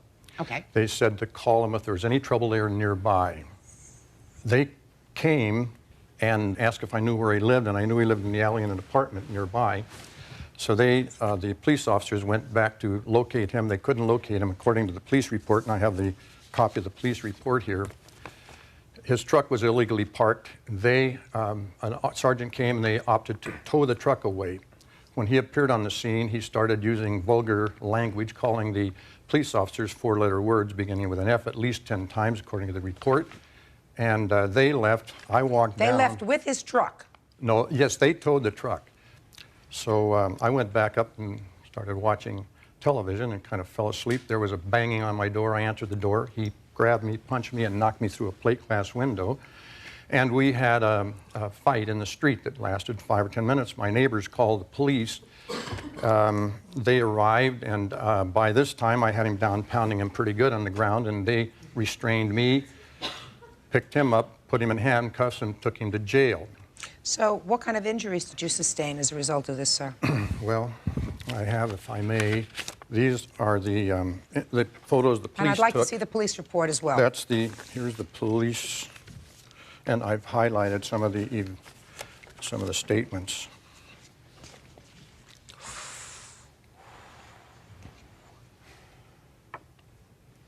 In addition, I had Charlie Horse, a sprained knee. How old are you, sir? I'll be 70 in September. All right, Mr. Jones, let's cut to the chase. The first time you were arrested, you found out who it was. You were pretty angry. I assume you were pretty angry. And the second time your car was towed, you went to his house. Is that right? I went to his house the week following the DUI. And yes, I was upset because I was not driving. But that's not his beside fault. the point. That's not his fault. So what did you go to his house for? Because he had called the police, and he gave them reports that are not accurate, not true. Like what, Mr. Jones? The crashing, the banging, the horn honking. Just not true. Oh, how would you know that if you had been drinking? I was not oblivious, Your Honor. Good. you were angry, Mr. Jones, at the wrong person. The person you should have been angry at is yourself. You live in a different building, correct? Correct. But you went to his house. Yes, I did. Why did you go to his house? I had never seen the man. I had never confronted him with his comments that he makes to me and other neighbors. Don't tell me about other neighbors. Okay. He is correct. He slammed the door in my face, and I went home. I'm in bed, and I hear a commotion out in back, and yes, my truck is being towed. And there's no doubt in my mind that he called the police. Okay. You know? So you came out of the When house. I went to his house, he slams the door. To me, that was the end of story. I go home, go to bed. And yes, now I'm upset. Well, And you went to his house. You just didn't go into his house. You knocked I'm at the not- door of his house, and you knocked must on have the said door. something to him. What did you say to him? That I wanted to talk to him as to why he was doing these things. In a nice, quiet tone of I voice. probably wasn't quiet, but I was Probably not belligerent. So he slammed the door. Yes, he did. And so you went home and went to sleep. I was in bed, yes. And your truck was again parked illegally. Questionable. According to the police, it was According to the parked police. illegal. So they came out and they were towing your truck, which woke you up. Yes. And what did you do? I watched it being towed away, and I went over to Mr. Martin's house again. Knocked This on. time you must have been really angry because you went over the first time a little bit angry. The second time you were smoking. I was angry. Judge Judy continues in a moment. You pled no contest, sir, which means you were found guilty. So if you don't remember that, sir, I suggest you better stop drinking because your brain is getting fried. Real cases, real people. Judge Judy. 69-year-old Carl Martin claims 35-year-old Michael Jones knocked him through a plate glass window after Carl had him arrested. He's suing for damage and medical bills. So what did you do when you went over to him, Mr. Jones? When I was knocking on his door, At what time it's was like this? the man had baited As- me because he did not come out of the house. He came down the sidewalk bellowing, "You son of a bitch." Why do Now, I don't know the man. I have no idea of his age. I know that I was being threatened by this person coming down the sidewalk at me. What were you doing at his house, sir? Do I not have some type of a justification to find out why this person is doing these things to me? Uh-huh. Now, you were arrested, Mr. Jones, is that right? Yes, I was. Bail posted? Acquitted. Bail posted. Yes. Did you go to trial? Yes. Was there a trial? Yes, there was.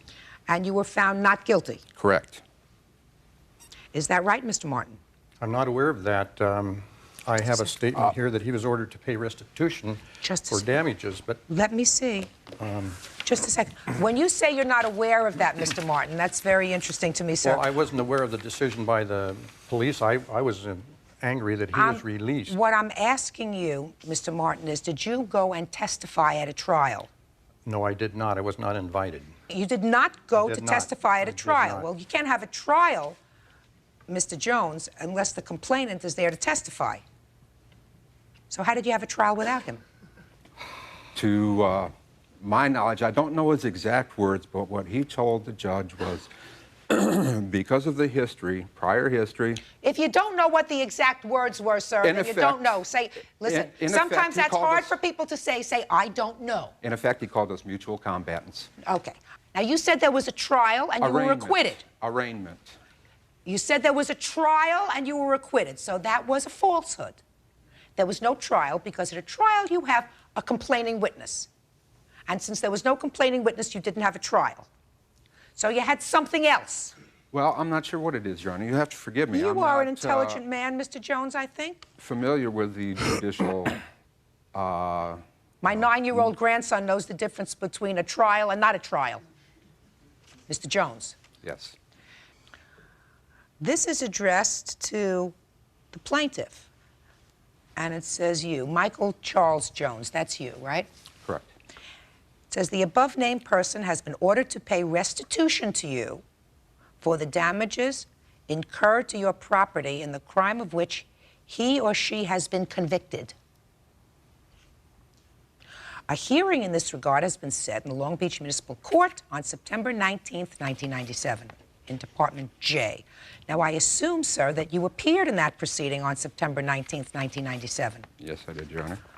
And what happened? It was dismissed because there was no conviction of the crime. Could I see the paper that you have? This is just a letter stating that I don't have the disposition of the court cases, but the judge at that hearing determined there was no grounds for restitution if I was not convicted of anything.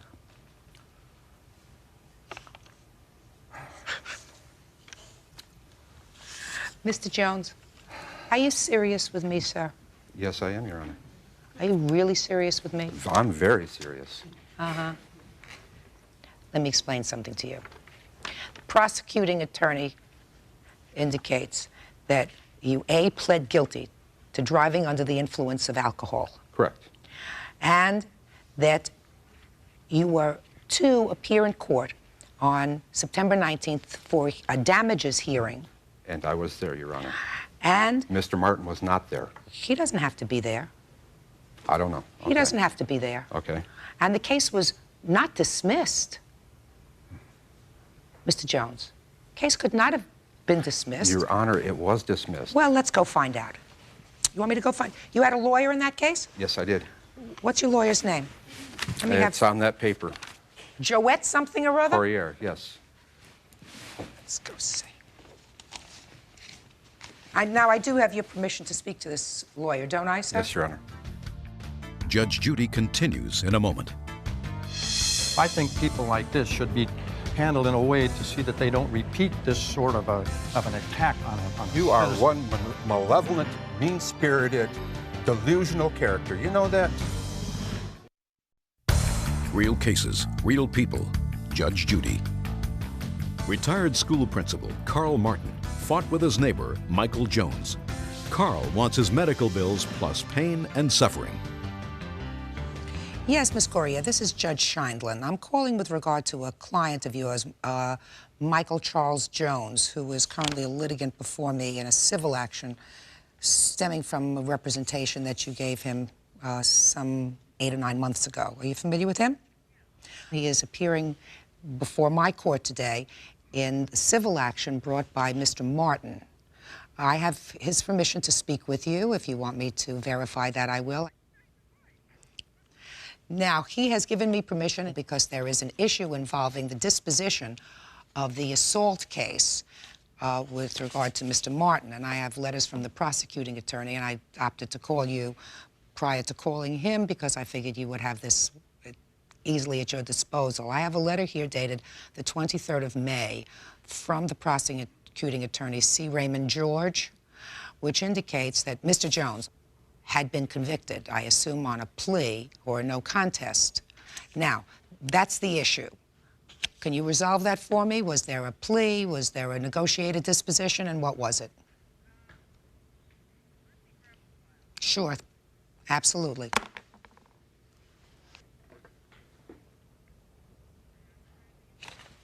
Good. You're much more organized than most lawyers, if you can find the file so fast. How long will it take you to look it up? And all I really need is just the disposition on this particular assault case where the plaintiff was Carl Martin. Okay, will do. Thank you. Bye-bye.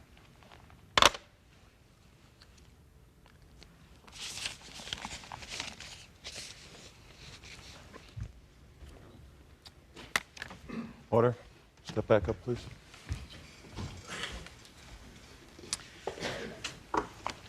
Mr. Jones, your file is so thick, your lawyer needs 15 minutes to find the right case. And then I'm going to call her back so that she can give me the disposition on this particular case, which you say you were found not guilty on. The files were so convoluted between the two charges of the DUI and the assault. They mixed them all together, and yes, it's very difficult to sort anything out. These two files between the DUI and the assault case They were not all the... came under the same case number. They're not the only files she has to look through of yours, sir. Right? That is true, Your Honor. Right. You've got a big file, Mr. Jones. Judge Judy continues in a moment.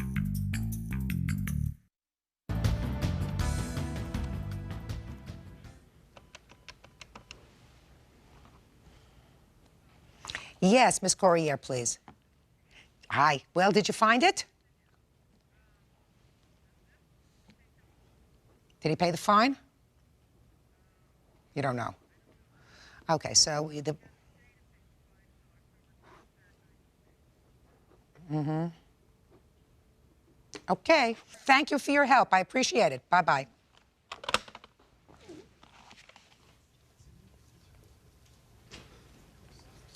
Order. Resume your places, please. Now, Mr. Jones, your lawyer is lovely. You pled no contest, sir, which means you were found guilty, because the judge explained to you at that time that a plea of no contest was exactly the same as a plea of guilty. There would be a conviction. Your sentence was suspended on condition that you pay $300 in fines on this case. So if you don't remember that, sir, I suggest you better stop drinking because your brain is getting fried. Plea of no contest is just like you pled guilty or went to trial and were found guilty. That's guilty beyond a reasonable doubt. That means, sir, that in this civil proceeding, where the quantum of proof is a lot less than beyond a reasonable doubt, you owe him the money. The only issue is, how much do you owe him? Let me see those pictures again. You want to see my bills also? I'm not interested in your bills. This You was wouldn't have not a any bills. one-sided You wouldn't have event. any bills, sir. You wouldn't have any bills. Put your hand down. You're winning. Be quiet. You wouldn't have any bills if you stayed in your bed. That's why you pled guilty. So I'm not looking going to at argue these. that point, Your Honor. That is totally incorrect. Listen to me, sir. Then I suggest you go back to your lawyer and tell your lawyer that you made a big mistake by pleading no contest. Because right now, that's what you have. You have a plea, you have a sentence that was suspended, and you have a fine that you were supposed to have paid, which I assume you paid, of $300. That's to the court. The issue of damages to the plaintiff was never addressed. So I'm looking at this gentleman's face. And this face is worth, sir, exactly what you're suing for, which is $5,000. Judgment for the plaintiff in the amount of $5,000. That's all. Parties are excused. You may step out. Yeah. Judge Judy continues in a moment. Back door to your right. And on the next Judge Judy. Somebody needs to confront people like this to let them know that they can't get away with their maliciousness, their pettiness. And like I say, I'm not the only one. Sometimes you have to take a stand. I think people like this should be handled in a way to see that they don't repeat this sort of an attack on a You are citizen. one malevolent, mean-spirited, delusional character. You know that?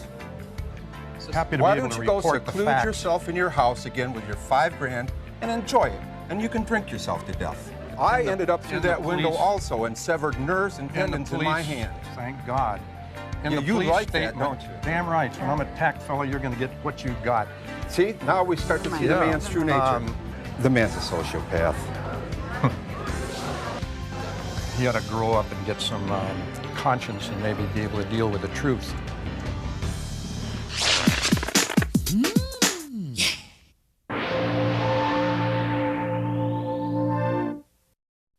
She was upset with things that was going on in the house. Their teenage daughter chose to live with mommy, then daddy, then mommy again.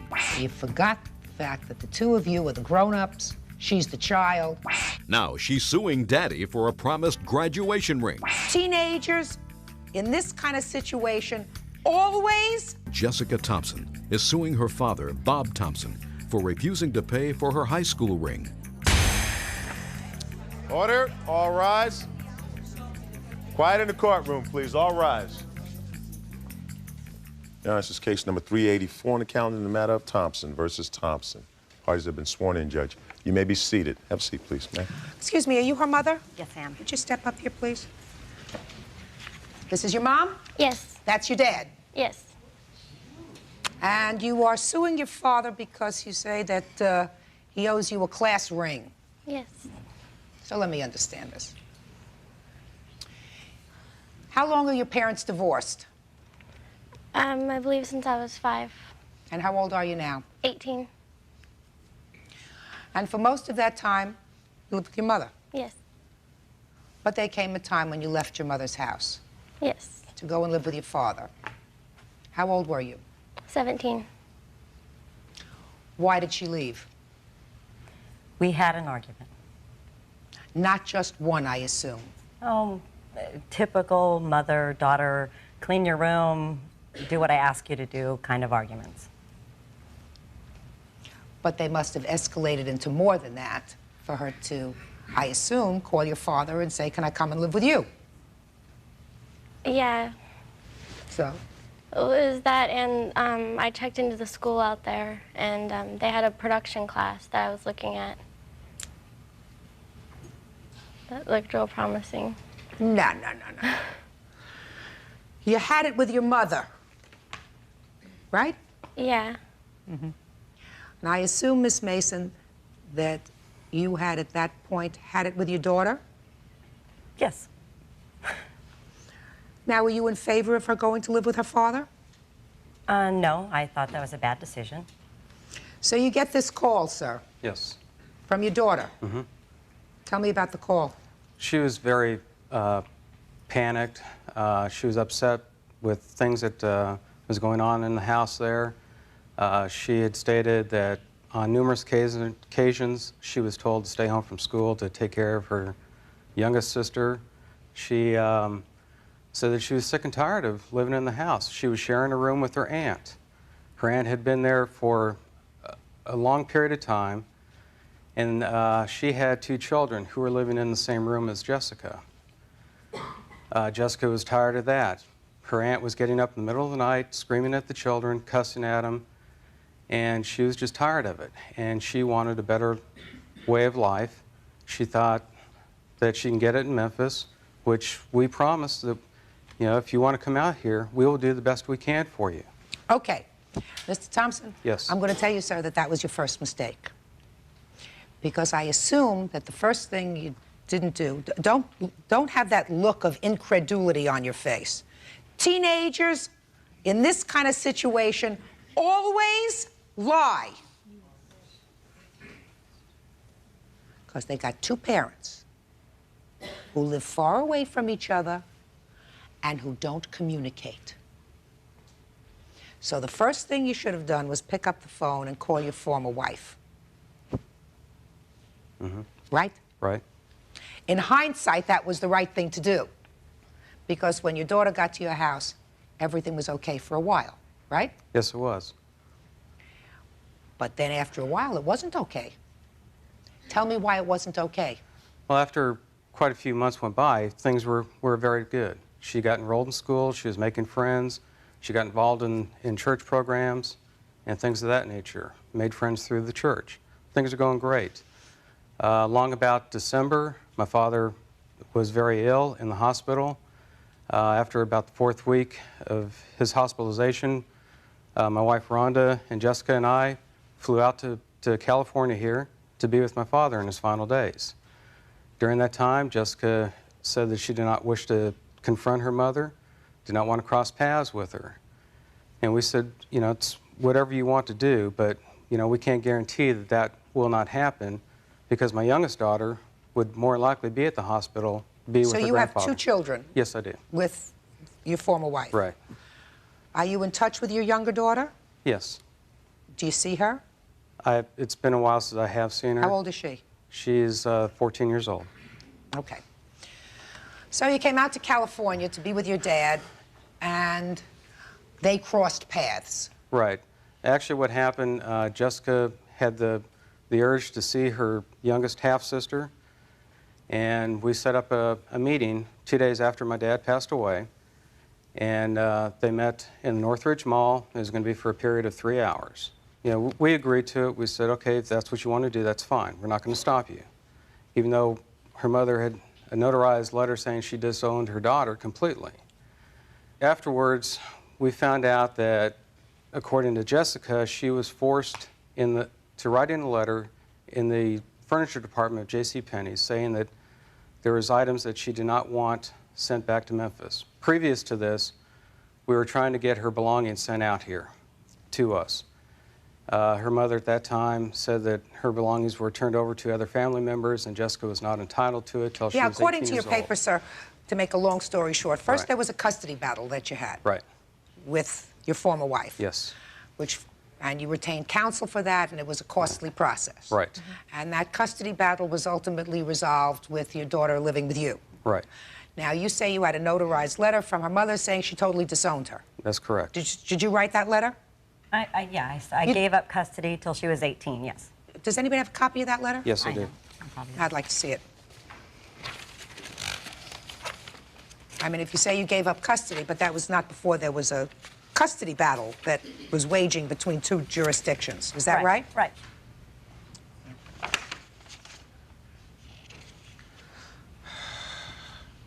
This is from an attorney, and this is a letter from you indicating that you, biological mother of Jessica Ann Thompson, relinquish all my court-appointed rights to Jessica, including physical custody and visitation, until her 18th birthday. Right. So you must have been really angry with her at that point. I was. I was very, very angry. Absolutely.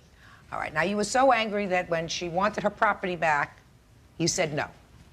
Is that right? Yes. Okay. Which forced you, sir, yes, to start litigation to get her property back. At Jessica's request. Okay, so you got a lawyer for that. Right. That cost you money. Exactly. And then she goes to the mall, meets her mom, and then signs, according to you, in the furniture department of JCPenney, a letter saying, I don't want my belongings back. That's correct. And you had already paid your lawyer for that, yes, et cetera. All right, so things started to get not so good. Right.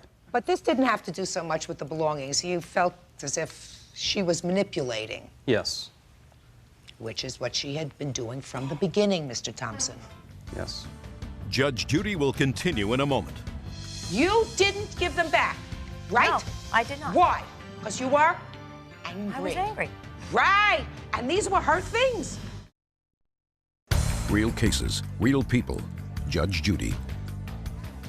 Jessica Thompson moved from her mother's home to her dad's. When she fought with Bob Thompson's new wife, she says he reneged on a promise to buy her high school ring. During this time, some point, she was going to graduate from high school and needed money for a class ring. Yes.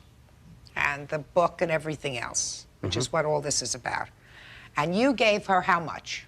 We offered $300 to assist to getting the ring and the graduation announcements for the high school in Memphis that she was going to graduate from. But then there was a big brouhaha in your house. Yes. Tell me about it. Okay. Following the initial meeting that she had with her mom, Jessica's attitude started changing. It wasn't a drastic change, but it was noticeable. But we were able to deal with it. In February, she bought the CD from a group. It was a group called Cake. Cake? Yes. What it stands for, I have no idea. But there was a song in there that she apparently thought that was a good song to listen to. Well, in our house, we do not allow music of this nature because of the language that's in there, the four-letter words, what they imply, the implications that come out of the music. When Jessica bought the CD, the little girl across the street had gone to the record store with her to get it. In our car, we have a CD player. Jessica put the CD in and played that particular song twice on the way home, according to the little girl across the street. Now, the little girl across the street, she's very religious, comes from a religious family and a strong background. So it was pretty offending to her, but she was also told by Jessica not to say anything about it. Anyway, it started out with the CD with this group. Things got bad in your house, Mr. Thompson. Yes. This is leading up to it. Get to it. Okay, I mean, I've had teenage girls. Okay. Well, because of the line that Jessica had told us about the CD and denying the entire incident, we felt it was best to put her on restriction. We told her she cannot do any after-school activities with her friends for a week. She was not allowed to speak on the phone after 8 o'clock at night for a week. And we felt this was reasonable punishment for a week's period. Okay, because she lied to you. Right. Okay. Well, she took very much offense to it. Rules. Rules, exactly. And she broke the rules according to this. Yes. And then there was an explosion in your house That's with correct. your wife. Right. According to what I read here. Tell me about that explosion with your wife. Okay. Jessica... Why don't you step up here? Your name is? Rhonda. Tell me your version of the explosion that happened in the house, Jessica. Well, I had gotten home from school to eat lunch and then go back up to the school because we had the play production rehearsal that night. And I was told by Rhonda that I was grounded, and I was told by my dad that I wasn't. So I was getting two sides of the story.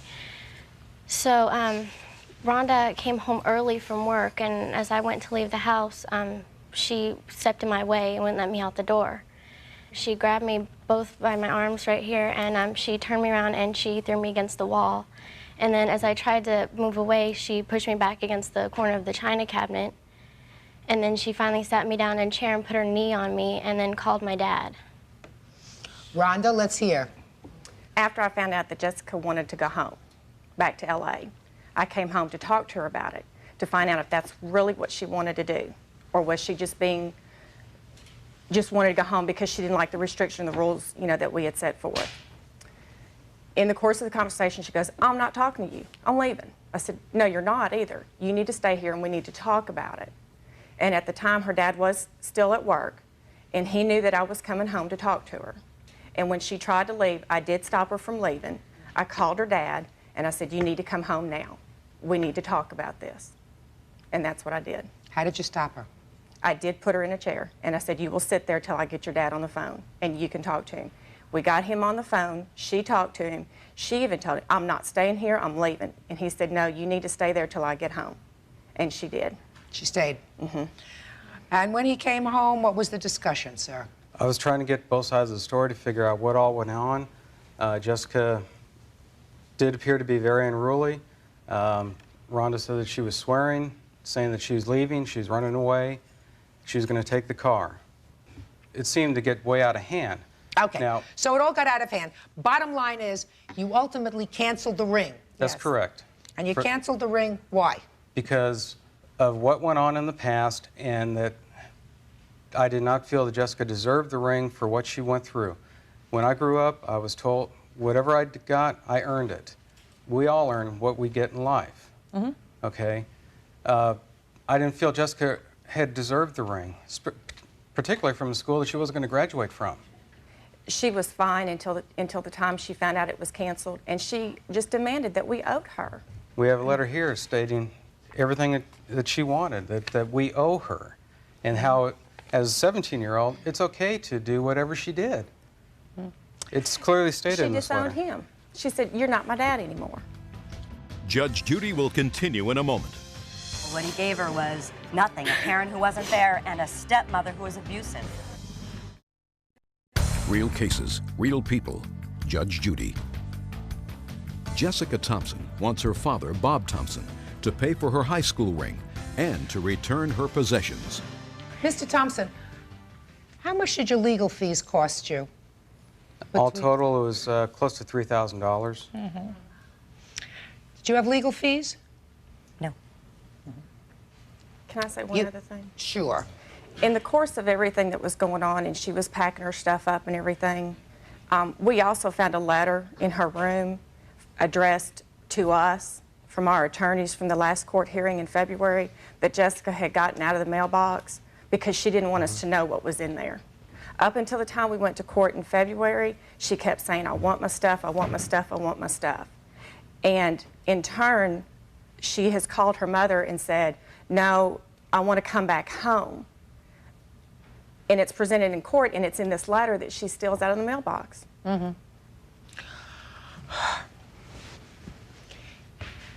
You two people made a mistake. And your initial mistake was that you forgot the fact that the two of you are the grown-ups, she's the child, and that you have a responsibility, despite the fact that you haven't been together for years, to have a united front with regard to a 17-year-old who doesn't like to live with rules.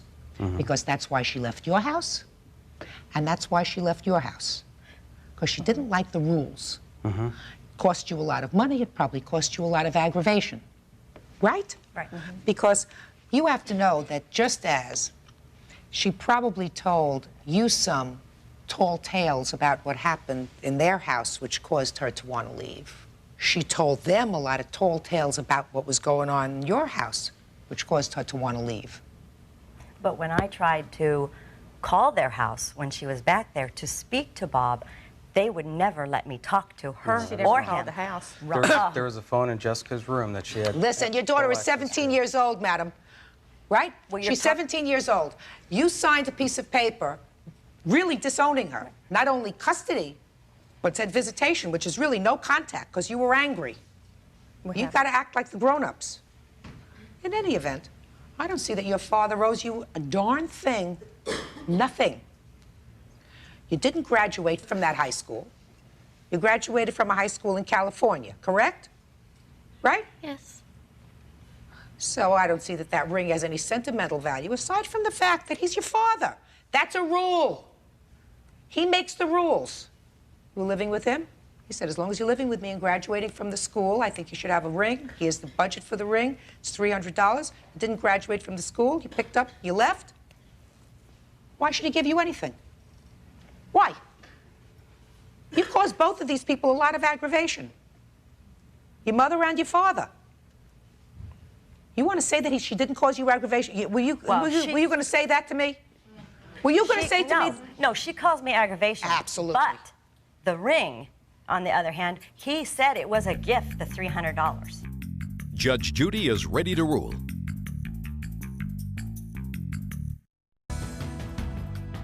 You're still not following, madam. Well, he didn't You're still tell me not he following, canceled it. madam. You shouldn't be on her side. The two of you should be together so that she knows she has a mother and a father who are both people of goodwill, both responsible, but who aren't battling with each other. You can't battle with somebody who won't speak to Why you. didn't you give her back her things? She didn't want them. No, yes, you did. No, she didn't. No, She wanted listen to certain me. items. That's not true. She wanted certain That's items. not That is true. She wanted certain things. Right. But she And made you, out a list. and you didn't give them back to her. You didn't give them back, right? No, I did not. Why? Because you were angry. I was angry. Right. And these were her things. You made him initially get a lawyer, go to court, and sue over the things that were, according to you, hers, because you were angry. Angry. So is he. So is he. He's angry that he spent $3,000 because he got stories from his daughter about how she was being abused and mistreated in your house. He brought her to his house, and within a relatively short period of time, she was being abused and mistreated in his house. She wants to go back to your house. Don't you see any similarity between the things that you wouldn't give back to her and the ring that he wouldn't give her? No. No? You're wrong. Your case is dismissed. That's all. Well, these are excused. You may step out. I'll be back with you right. Judge Judy will continue in a moment. And on the next Judge Judy. Yes, she's part of the family. No, she's Okay, not. listen. Okay? Never has been. As far as I'm concerned, Listen. you aren't either. No, I'm not listening to you. Then Okay. obviously you have no respect for your dad. I don't anymore. You can hate me all you want, okay? One thing is very clear. I'm your father. I don't want to. I don't want to have anything to do with them. It hurts. There's no doubt about it. You know, I've always been there for Jessica.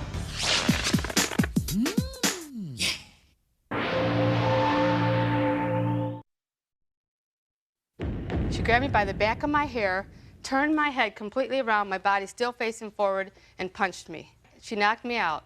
She turned around and she smacked me. Oh my God.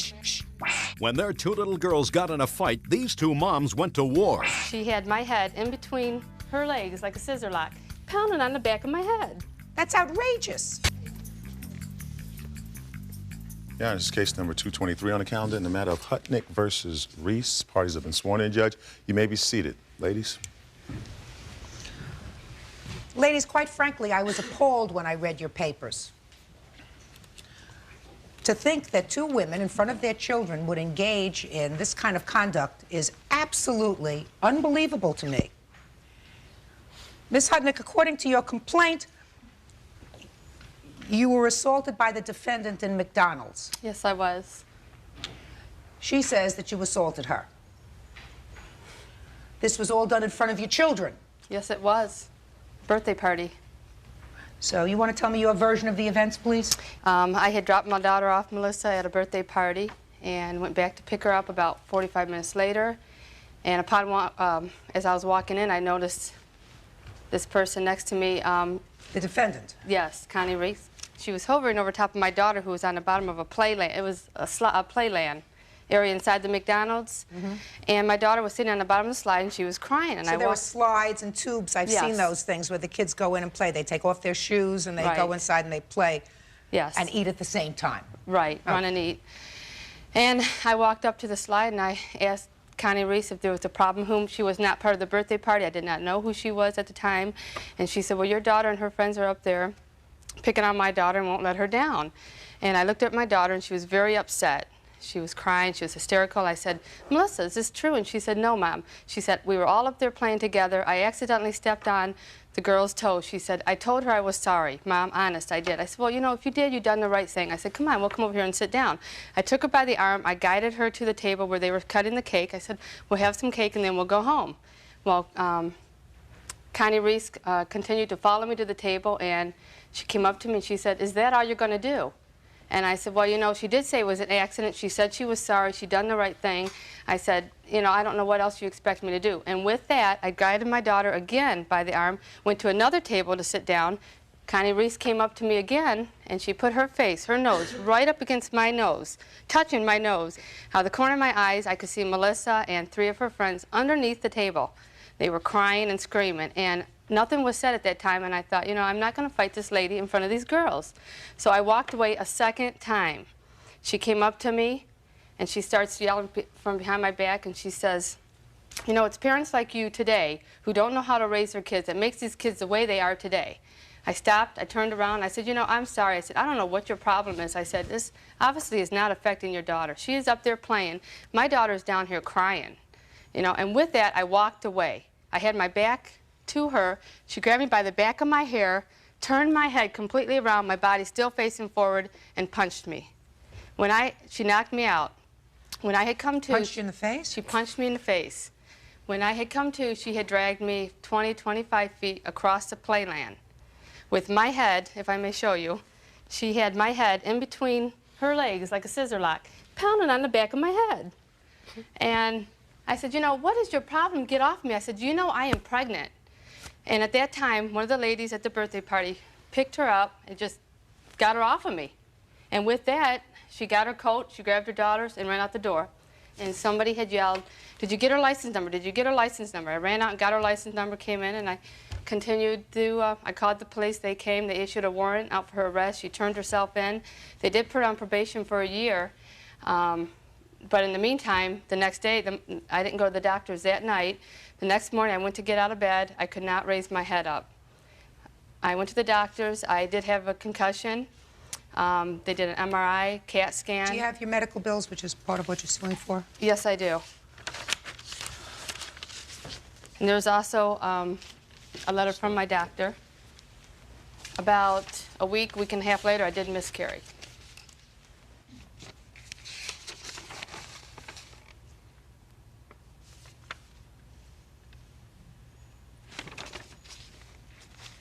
Okay, I'm ready to hear your version of the events.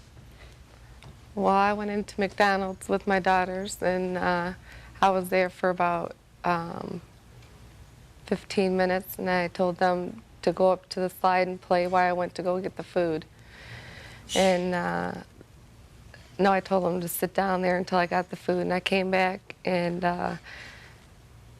they went to go up to the slide because the food was too hot, and I told them to go on, go up the slide.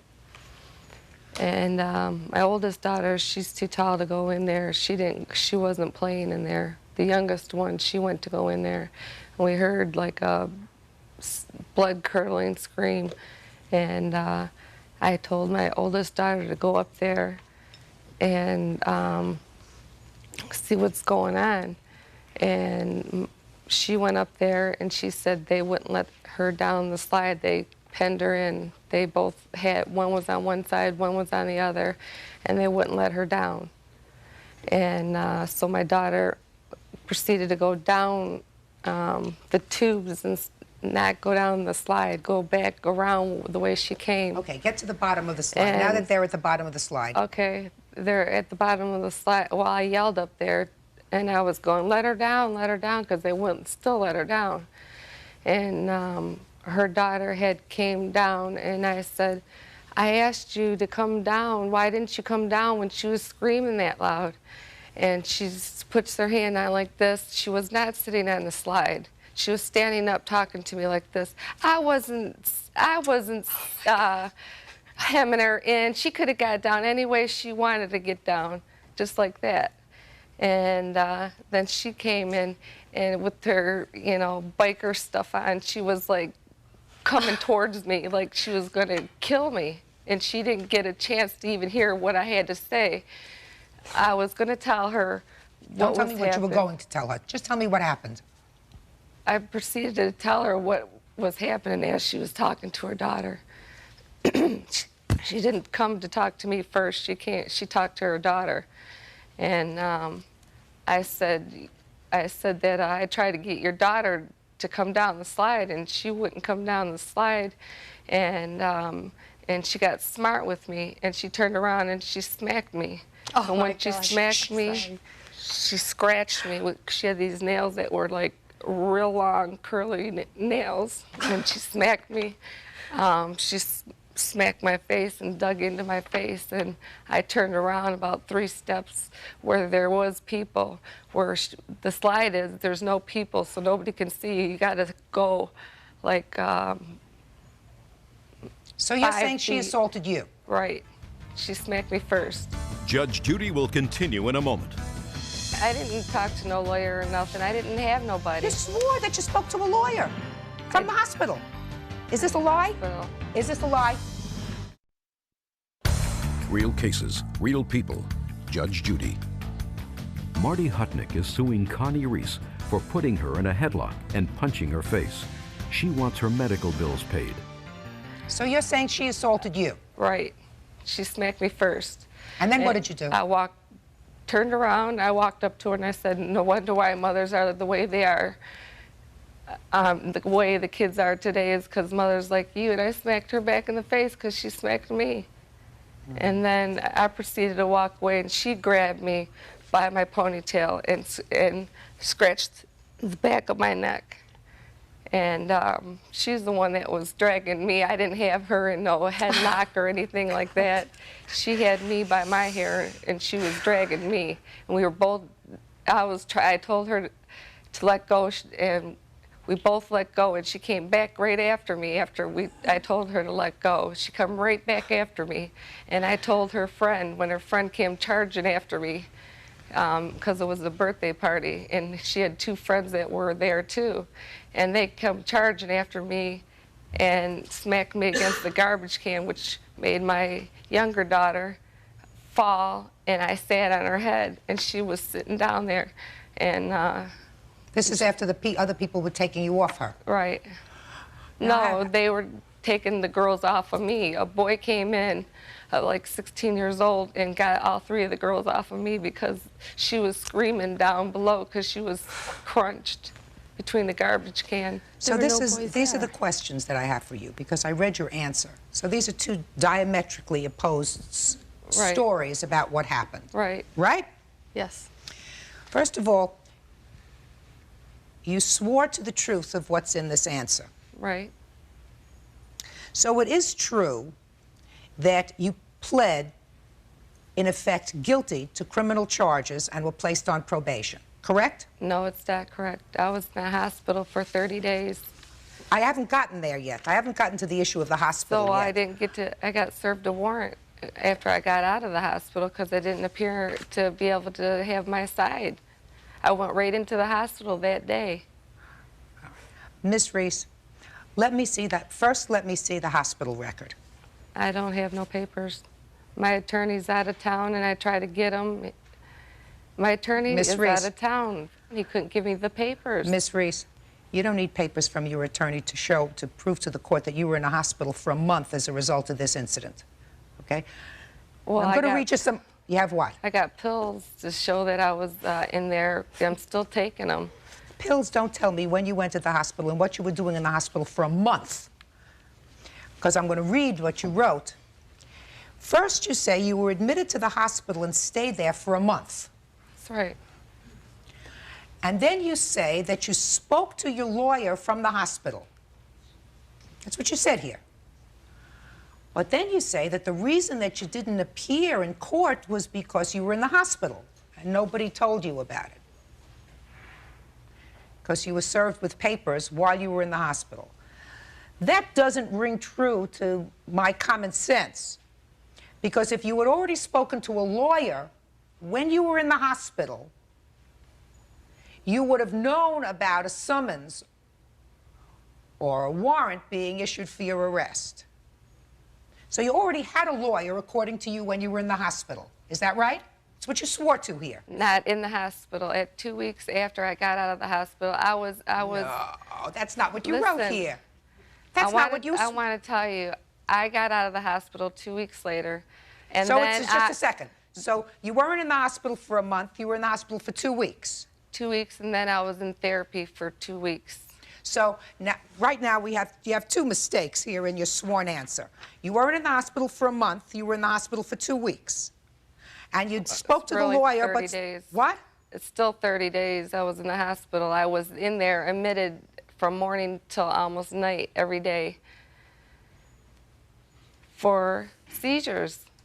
I'm Miss serious. Reese, you were in the hospital now, according to you, for 2 weeks. Right. And according to you, you didn't speak to the lawyer from the hospital, even though that's what you wrote here. Because then you write. Because I didn't have nobody. I didn't talk to no lawyer or nothing. I didn't have nobody. You swore that you spoke to a lawyer from the hospital. Is this a lie? Hospital. Is this a lie? It must have been a mistake. It's not a lie. It was a big mistake, but it's very clear. You didn't say I spoke with a lawyer. You said I spoke with a lawyer from the hospital. Then you say, when you were released, you were arrested because you hadn't appeared in court. But that troubled me, because if you had a lawyer that you spoke to in the hospital, then you would have known that you had to appear in court. And then you write that you did go to court. I ended up with a lawyer who told me to plead no contest. That's right. And I had no idea what it meant, but I thought I could trust my lawyer. Well, he wasn't a good lawyer. He ended up being barred from the association. That's why I went to a different attorney. You know, you have a lot of stories. You have a lot of good answers for everything that I'm saying to you. But I'm telling you. But then you went to court, and you appeared before a judge. And the judge explained to you what your rights were, correct? That's correct. Told you that you had a right to a trial, correct? Correct. And you said that you didn't want a trial. No, I did not say I didn't want a trial. He told me just to plead no contest in that The judge way. never told you to plead no contest. No, he didn't tell me. My lawyer told me. Try to remember what the judge said to you. The judge said to you... He asked me if I understood everything. And what did you say? And I told him no. And you told the judge no, and the judge said, well, that's okay. Then I'm going to take your plea anyway. That's what you're telling me a judge said? No, he explained to me. Okay. And he explained to you that you had the right to a trial.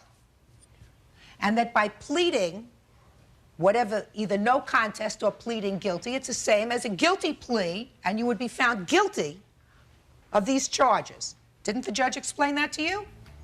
Yes, he did. Judge Judy will continue in a moment.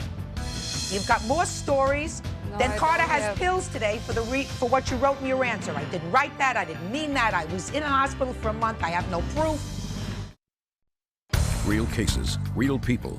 Judge Judy. Marty Hutnick says Connie Reese assaulted her after their daughters got into a fight at a birthday party. After the judge explained that to you, you pled to these charges of assault. Isn't that right? Because that's what my lawyer told me to say. No. He did. No. I don't know nothing about the law. He's the one that told me that. You knew enough when you were in the hospital, according to the statement, to call a lawyer. Miss Reese.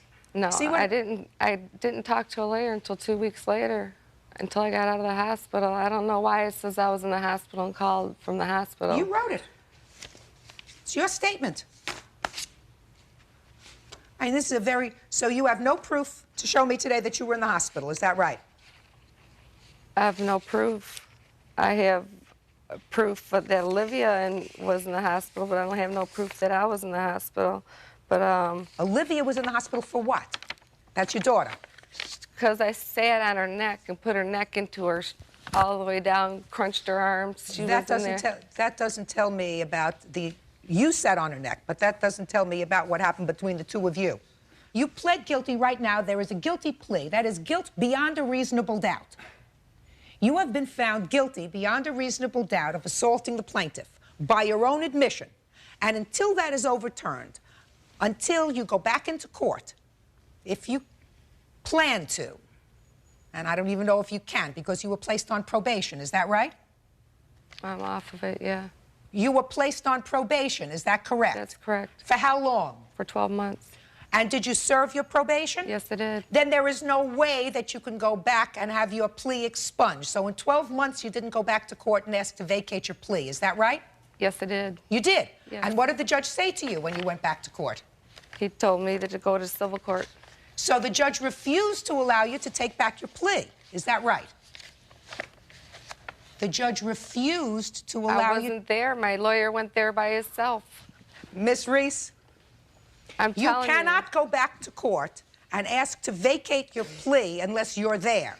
And in that way, you have to explain to the judge that you didn't understand what was going on, you were given bad advice, all those other things. You're coming to me today, and I'll tell you what the posture is of your side of this story. Okay. You pled guilty beyond a reasonable doubt to assault.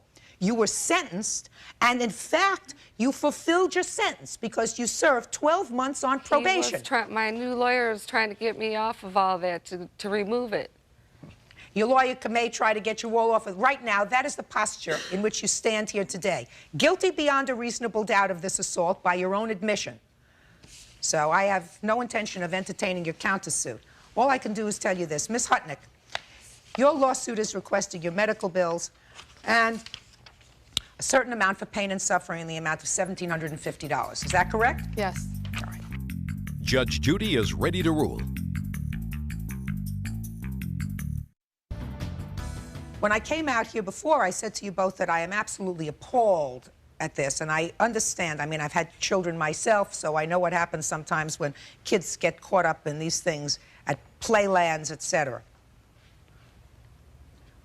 They should never escalate to a physical fight in front of children. That's outrageous. I went right to the police station right after it happened. Miss Reese, aren't you hearing what I'm saying to you? Yes. You pled guilty beyond a reasonable doubt. I wasn't in the right state of mind. Well, I don't know whether you were in the right state of mind today, but right now, today I am. Right now, you pled guilty beyond a reasonable doubt before a judge who explained all of your rights to you. You've got more stories than Carter has pills today for what you wrote in your answer. I didn't write that. I didn't mean that. I was in a hospital for a month. I have no proof. I was in the hospital for 2 weeks. I did talk to a lawyer in the hospital. I didn't talk to a lawyer in the hospital.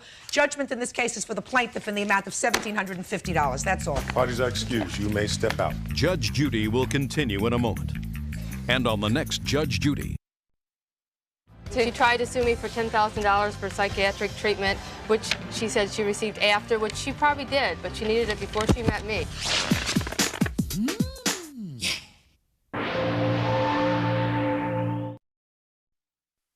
I looked at my car and then I saw Lily on the driver's seat. I ran after her but she took off at high speed. He says she stole his car for no reason. She says she had a reason. She was crying, saying that he was going up her skirt. Did you put your hands on her? No, I did not.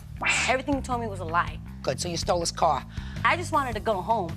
Don't lie to me. Vandalizing it. Lily claims her friend was being attacked and used his car to get away. Order, all rise. Quiet in the courtroom, please, all rise. Yeah, this is case number 305 on the calendar in the matter of Mohammed versus Nava. Parties have been sworn in, Judge. You may be seated. Ma'am, have a seat. Oh, Bert, it always worries me when I see evidence in a plastic bag. Me too, Judge. Mr. Mohammed, you are suing the defendant. Would you stand up straight, please, as a court? For $750 because you say she stole your car and vandalized it. Is that right? That's right. You and the defendant went to a club together, correct? Dance club. You were with a male friend, and she had 2 other female friends with her. Is that right? Yes, ma'am. It was a Mexican nightclub, so that's when I don't see how that's particularly relevant, madam. Whether it was a Mexican nightclub or what kind of a nightclub What would he it be was. doing at a Mexican nightclub? You know? We're talking about his car, not about what kind of club it was. Okay. Just be quiet and pay attention. So you're inside the club and you're dancing, and I assume doing what you do at a club, and it came time for you to leave. According to your complaint, you got into your car. You were in the passenger seat, front passenger seat. Is that right? Yes. Your male friend and your 2 female friends were in the back seat. Yes, that's correct. Now, you acknowledge that you took his car. I didn't take it. The police report doesn't say I took it, my friend took it. That's what you say. You say your friend took the car and you left it at your brother's house. We'll get to that in a moment. Now, according to your complaint, sir, you got out of the car. Yes. Tell me why. When I was leaving the club, there was a girl, excuse me, there was a girl that I spoke to earlier at the club. She flagged me down to talk to me. I parked my car, left the car running, went around the car to talk to the girl. How far away from the car were you at that point? 2 feet. I was right next to my car. I was talking to her. My friend was in the car, so I felt safe since he was on the back seat. He got out of the car to join the conversation.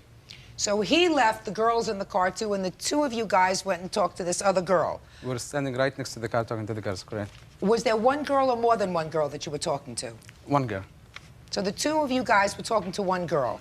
I was talking, he was listening. Okay. And then what happened? And then as sudden, I saw my car moving, like backing up. I looked at my car, and then I saw Lily on the driver's seat. I tried to run after her to stop her, like telling her to stop.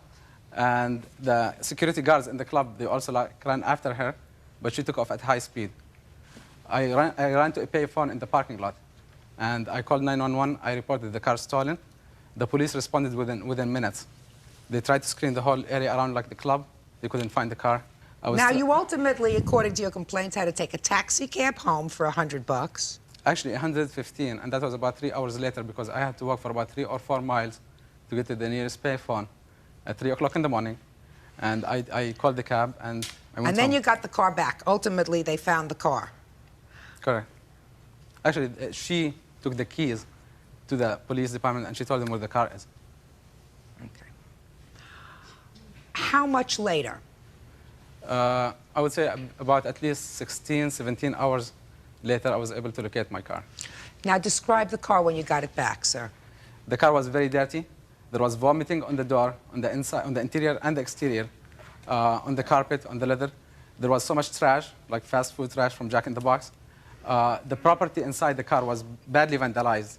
What property? I had a radar detector. You had what? A radar detector. Radar detector. That I paid $380 for it. This is the mounting bracket, and this is the wire connection, and that's all what's left from that device. My Ray-Ban sunglasses were flattened. Somebody has been sitting on them, so they're not usable. And as you can see, that the whole frame is twisted. What's in the bag? In the bag, actually, this is my belongings were left like this. If you look at them, Some of them are business documents. Some of them are checkbooks that have been taken out of their cover. My credit cards were like all Well, were over these the in a place. suitcase or an attaché case or just in the glove compartment? I They had were them. just on the I had floor. them. I had them like In this the back. in the trunk. I had them like this in bags like these in the trunk. And then when I found the car, everything was trash and the bags were empty and the credit cards were all over. Until this point, I don't know if there is any of the credit cards missing or the IDs that I have because it's just a big mess for me to go through it in such a short period of time. All right. If you want me to itemize the parts that were damaged or missing. In a minute. Okay. Now let's hear your story. Look at me. Okay. Because I read your answer. Okay. He picked us up and we went out. There was no intention, like, you know, we didn't go out as a date. We went as friends. He called you or you called him? He paged me, and I called him back. So you called him? Yeah, and he asked me, what are you going to do tonight? I said, I'm going to go out. And then he says, well, why? Because we were going to go out before, but I was like, I didn't want to go out with him. And So then you so went we out. went, he came and he picked us up. You and two friends? Me and my friend here. My other friend, she moved already. They picked us up. They weren't even dressed to go to a club at all. I mean, he was wearing like jeans and some shoes with no socks and like almost a t-shirt. It was like a t-shirt. And we went out. He didn't do anything. All he did was sit down the whole night. We were on our own. Miss Nava. Yes. He may not have been dressed to go out to a club. I think you are not in the position to even refer to that, since in my judgment, you are not dressed appropriately for court. Well, Do you understand? I'm coming from work. I don't care whether you're coming from work. Did I'm you ever coming hear from work. Listen to me, Miss Nava. You know. Did you ever hear the word sweater? I don't have a sweater. right. It's hot Come on. outside. Judge Judy continues in a moment. The way he was dressed is awful. Awful. No class at all. To drive a nice car like he does, he has no class to dress. Real cases, real people. Judge Judy. Nikki Mohammed and Lily Nava met at a club. Nikki says Lily stole his car and trashed it. Lily says her friend was being attacked and needed the car to get away. And then what happened? Him and his friends were out somewhere, and me and my friends were just our way. So it was time to leave, and we were leaving. Okay, I went inside to go to the restroom. My friend was in the car, and my other friend was in the car. When I come back, my friend here, and it's sitting down, she was kind of drunk, and she was crying, saying that he was going up her skirt. Well, because she was out the sunroof. They were parked, and she was standing out the sunroof. That he was going up her skirt. And I was like, why are you doing that? And then he started yelling at her. I was like, why are you yelling at her? And he was like, hold on. And that's when we reversed, and he parked. So after that, my friend Sandra, she didn't drink at all. She was mad because of what he was doing to her. And she's here to explain it to you. This one, the one who was drunk? The one who you just told me was drunk. She's going to explain it to me? This I got to hear. Right here. Water. Well, I was just like on the sunroof. I was outside saying bye to my friends. You were on the sunroof? Yes. You mean you were sticking your head out of the sunroof? Yeah, but the car was parked. Oh. And I was just saying bye to my friends because we have friends there. And all of a sudden, the guy, I don't know who it was. I just saw a guy with a beard. He was going up my dress. He lifted my dress up. So you didn't know who it was? No, I just saw a guy, because I saw his face, and I just saw, like, a beard on his face. Yeah, go ahead. And that's it, and that's all it, and I got down, and I sat down, and I was crying, because nobody has ever done that to me. And I don't like that, so. You shouldn't drink to the point where you don't remember what's happening to you, madam. No, I remember what happened to me. I know what he did. She wasn't passed out. Did you put your hands on her? Your Honor, they were all wearing pants. None was wearing dress. So She was wearing a dress. I was wearing a dress. And to answer your question, no, I did not. Well, you were in the sun. Listen to me carefully. See, because I'm reading your answer here. Common sense suggests to me that the story that you're telling me is a lot of baloney. Let me tell you why. What I'm hearing is that he got out of the car to talk to another girl, which ticked you off.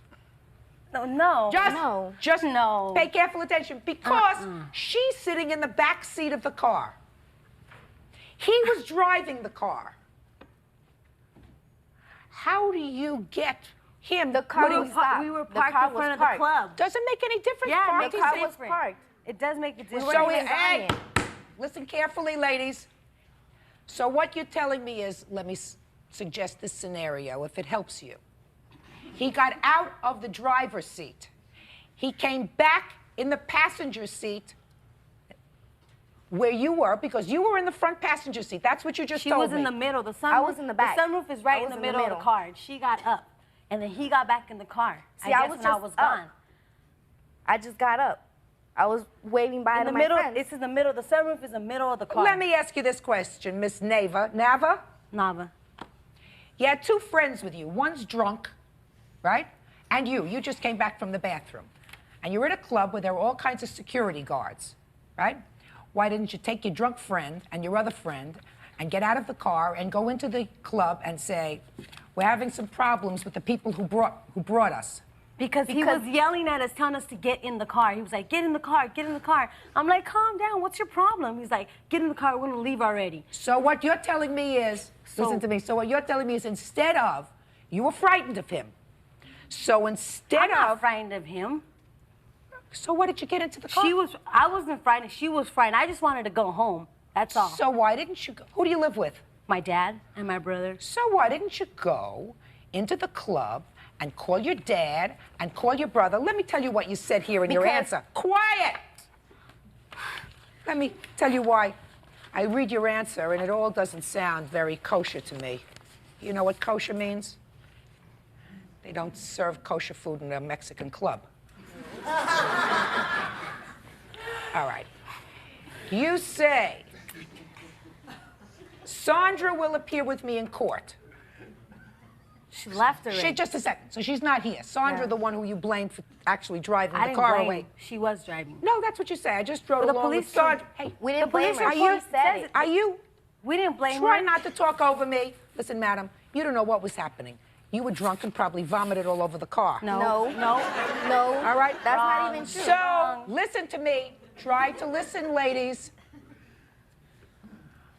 You say that you did this because you were afraid for your own safety and your friend's safety, and that's why you took the car. I didn't do anything. My friend drove the car. I didn't drive nothing. She got in the car and we left. She said, See, we were just in the car and she just took off. The police called at my parents' house. This is what you wrote. And I told them exactly where they could find the car. And they picked up the keys from me with no problem or questions. And they recovered the car. because they asked for me at my house. And they were over my house. We came back in the morning to my dad's house. And the police called me. You came back in the morning? Yeah. Well, where were you all night? At my brother's house. Why? Why? Because that was the nearest place we get there. We just got there and we stood there. I didn't want to go home with the stolen car to my dad, so I went to my brother's.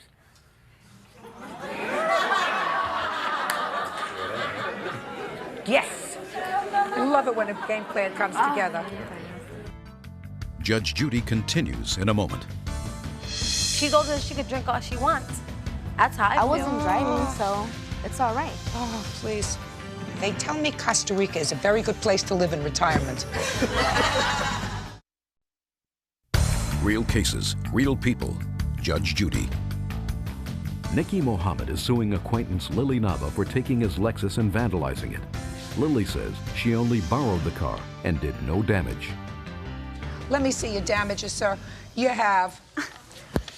I have $115 for taxi. Okay. I had $46.90. Just a second, Bert. Turn on the buttons, because, you know, Mother doesn't know how to do buttons. Oh, good. Mother knows how to do truth, but not buttons. Go. $115 for a taxi cab. You're a big tipper. Yeah, go ahead. No, actually, it's about 35 miles. It was distance. $100 here that you wrote here in the complaint, sir. When you put it on the back here, you said $115. So I assumed that it was $100. You gave him a $15 tip. Don't lie to me.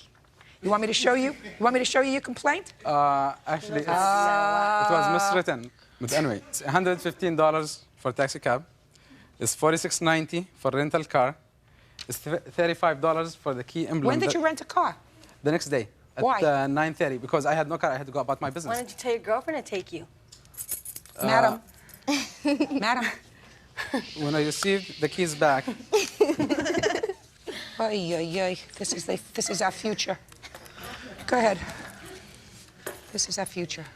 when I received, Come on, come. When I received What the else? keys, when I received the keys back, they were missing this emblem, $35 worth of emblem. The Whistler ES80 detector, that's worth $380. Ray-Ban glasses that are flattened for $125. Get the Ray-Ban glasses. 165.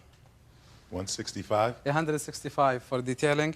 For the what? Detailing. What's detailing? Detailing the car, to clean the car, to clean To clean it. the Oh, to vomit. clean it. Yeah. I wouldn't And want to clean out the car. $16 for jumper cables that were missing from the trunk. Jumper cable. I don't think that they took your jumper cable, sir. Hey, Bert, are We these didn't nice take Ray-Bans? anything from his car. We left everything there. Quiet. You trashed his car. There isn't a question in my mind that you and your friends trashed his car. He could have put it all together by now. Look at that bag. It's been like 6 months now. Mr. Mohammed, I want to tell you something. Bird, you like this? Yeah. It was still has it in the bag. She may buy him. 125 for the Ray-Bans? Yeah. 125 for the Ray-Bans. What else? That's it. That's how much there we are got? 1, 2, 3, 4, 5, 6, I got 7 items. 682.90. 682.90. No, that is not correct. That's what it's got. 380. Bird never makes a mistake with the calculator, sir. $115. I'm not giving you Okay. credit for the emblem, sir, on your keys. Go ahead. 46. What else? There are 7 items. If you add them up right, These are the items, Bird. $165 for detailing, $125 for the Ray-Bans, $380 for the radar detector, $47 for the rental car, and $115 for a taxi cab.